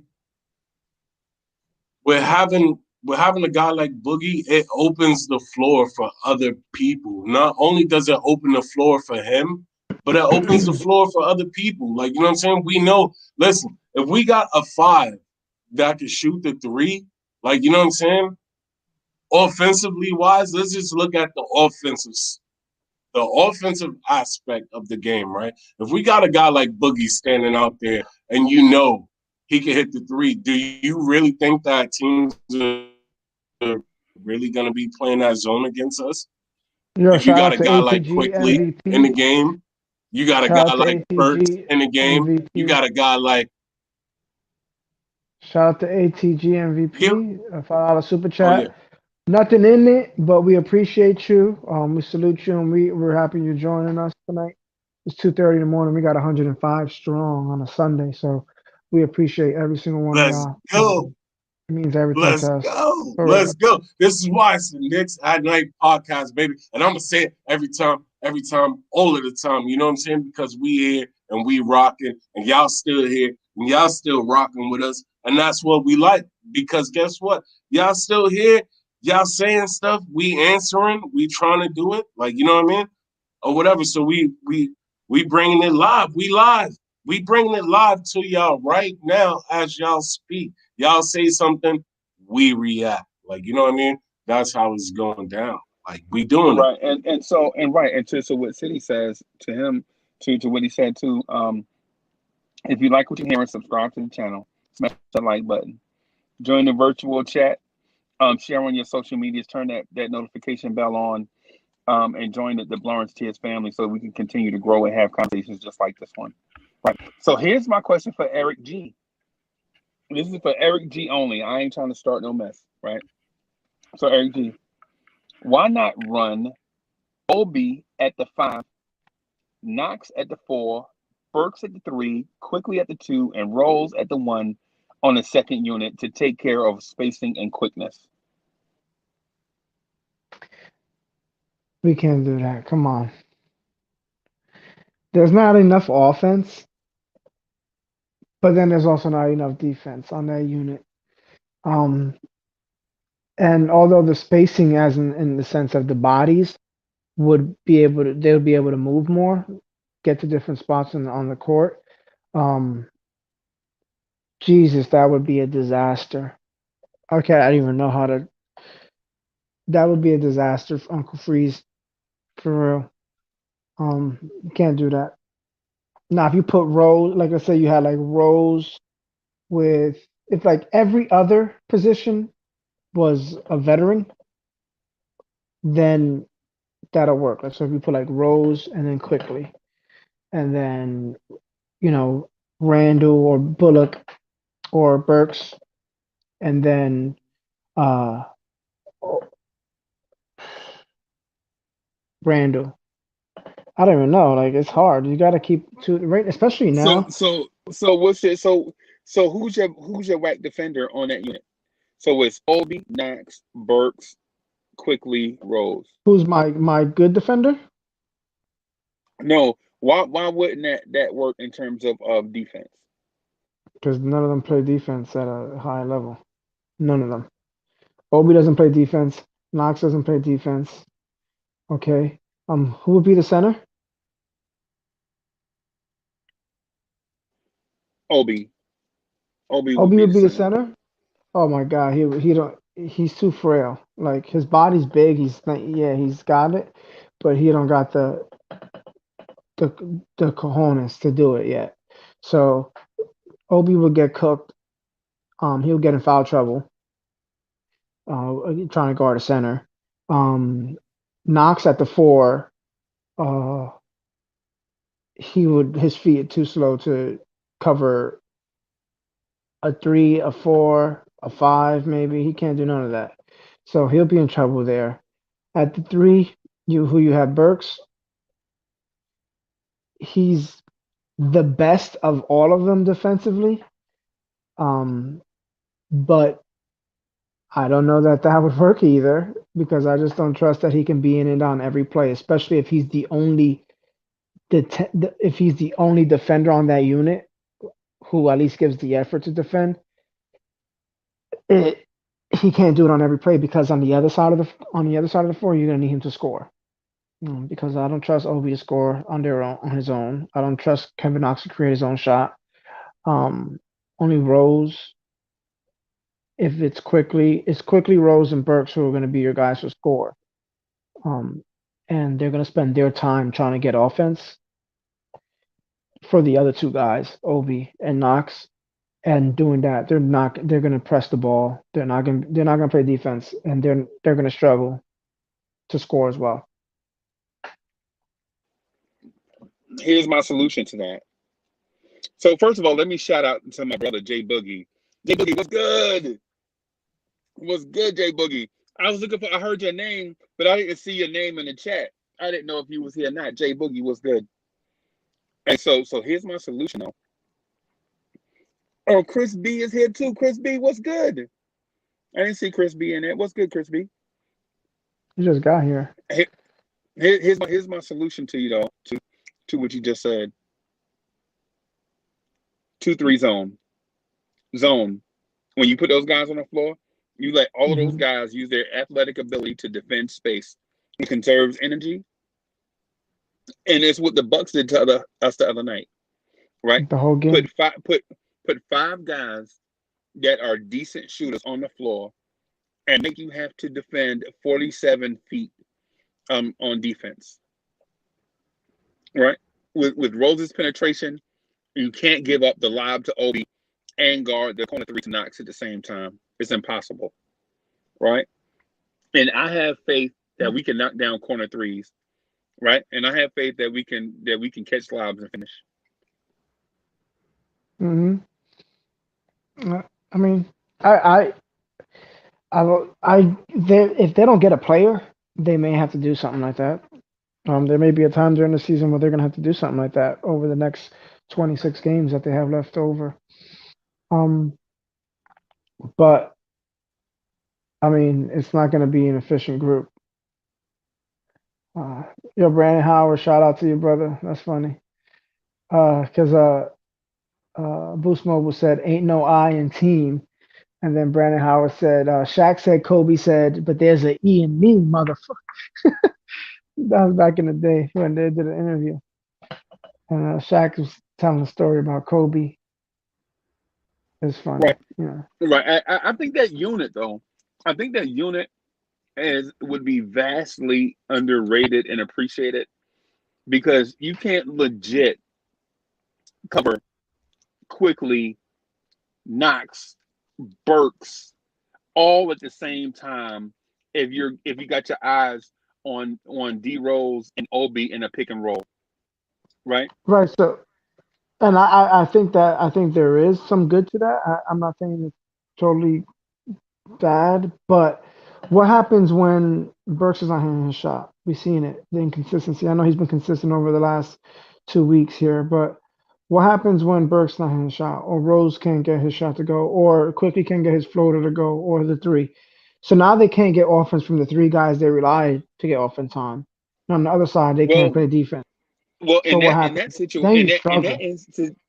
In that situation, you struggle anyway, right? Because even if you don't run that unit and those guys are struggling, you're gonna struggle that night anyway. You know what I'm saying? Yes. So Shout out to ATG. ATG MVP with another super chat. This time he has a note in there. Would you want Lonzo? I mean, yes, we could talk about that all day long. I love Lonzo. I know not everybody agrees with me, but I would like Lonzo. I think the Knicks have an idea that they can get him in the offseason for nothing, no assets, without tying assets to him. So maybe they'll do that. But back to Freeze with that unit. Go ahead. So the deal is if we use the worst case scenario, then the worst case scenario is going to apply to any lineup that you roll out there. So even if you don't put that lineup of I'm going to call it the stretch lineup because I like Kevin Knox in that corner 3, and I like Quickly with that straight ahead 3, right? And I like Obi running the baseline and launching 3s from the wing. You know what I'm saying? I like him drawing centers out to the perimeter, right? And then at the same time, we have to look at what team has a dominant backup center anyway. When you look at what team has a backup dominant center, most teams don't. The only team I can look at right now that may be in a situation is Brooklyn, where they have LaMarcus Aldridge and DeAndre Jordan and Blake Griffin rotating, and in that big man You can spot. say Philadelphia, technically. Yeah, Philadelphia, Howard, and. But when Embiid is healthy. Yeah. But right now it's Howard by himself, right? He's not even starting still. Right. He plays the starter in minutes, but he's not starting. Oh, okay.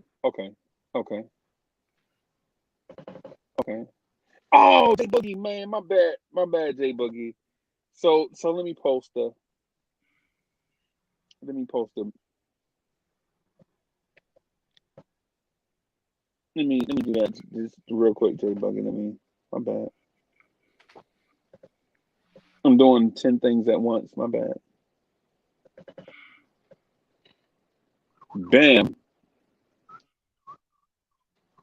So I think so. Here's the thing. I think Obi would develop into the best version of himself in that lineup because he doesn't have to chase power forwards and doesn't get switched on to small forwards, right? He can legit go bang with big men in limited minutes, right? And show off his athleticism versus dudes that have limited athleticism, right? I think it For gets sure. Obi into his bag because he played center in college. He played some power forward too, but yeah, I think that gets him into his bag. And Um, defensively, the zone helps everybody. So for one, it limits the space that they guard. They guard the area. For two, it conserves energy for jump shooters. Jump shooters need mhm. legs to finish off shots, right? And for three, it stalls the offense.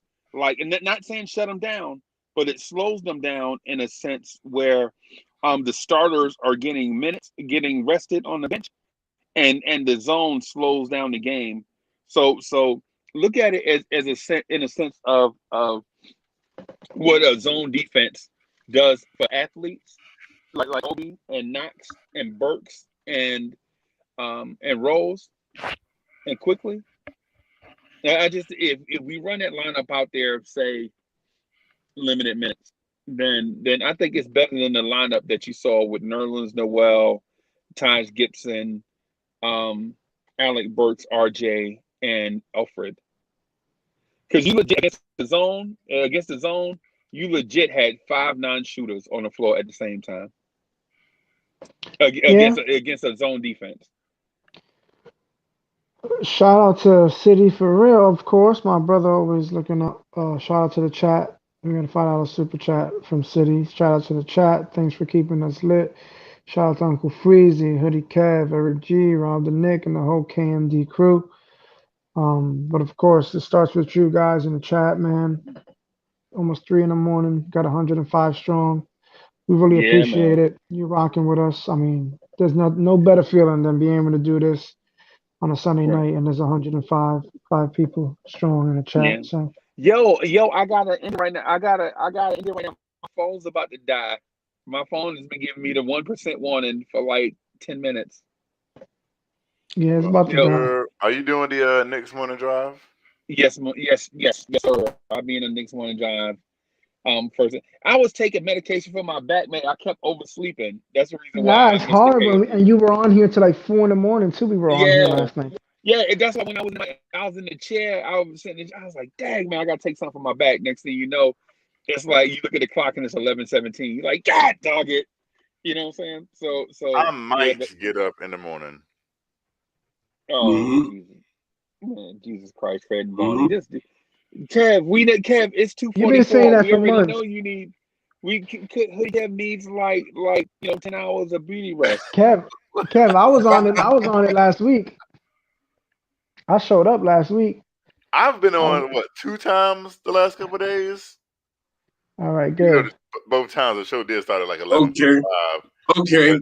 Still, I'm gonna have to make an appearance I had to on rock the on my man KMB. Chop. That's my guy, Chop. and I like to think that I held my own very well against the next morning drive lineup. Had to Man, represent Free Keith had for you. the Free Knicks Keith at had you night. on the lease. We was Man, joking about that. Free no, Keith had ask the you Hey, chat. I'll on the tell y'all lease. what. Ask I the see chat. y'all on the KMB. I'm No, gonna don't sign do that, in. I'm Freezy. signing in right Yeah. now. I want Don't to. Signing in What right ask you the now. say? chat. What'd The you chat say? was like, Kev is really Yo, getting Free Keith right now.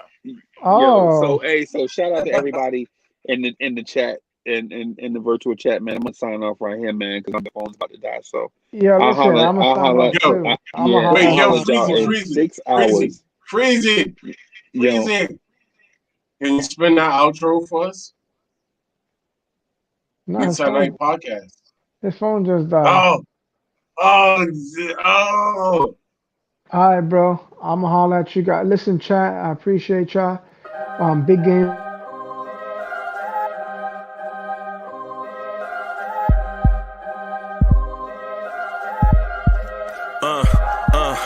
I rank where the view is nothing less than phenomenal. For how I express and project from my abdominal. The only view better, both my daddy and my mama know.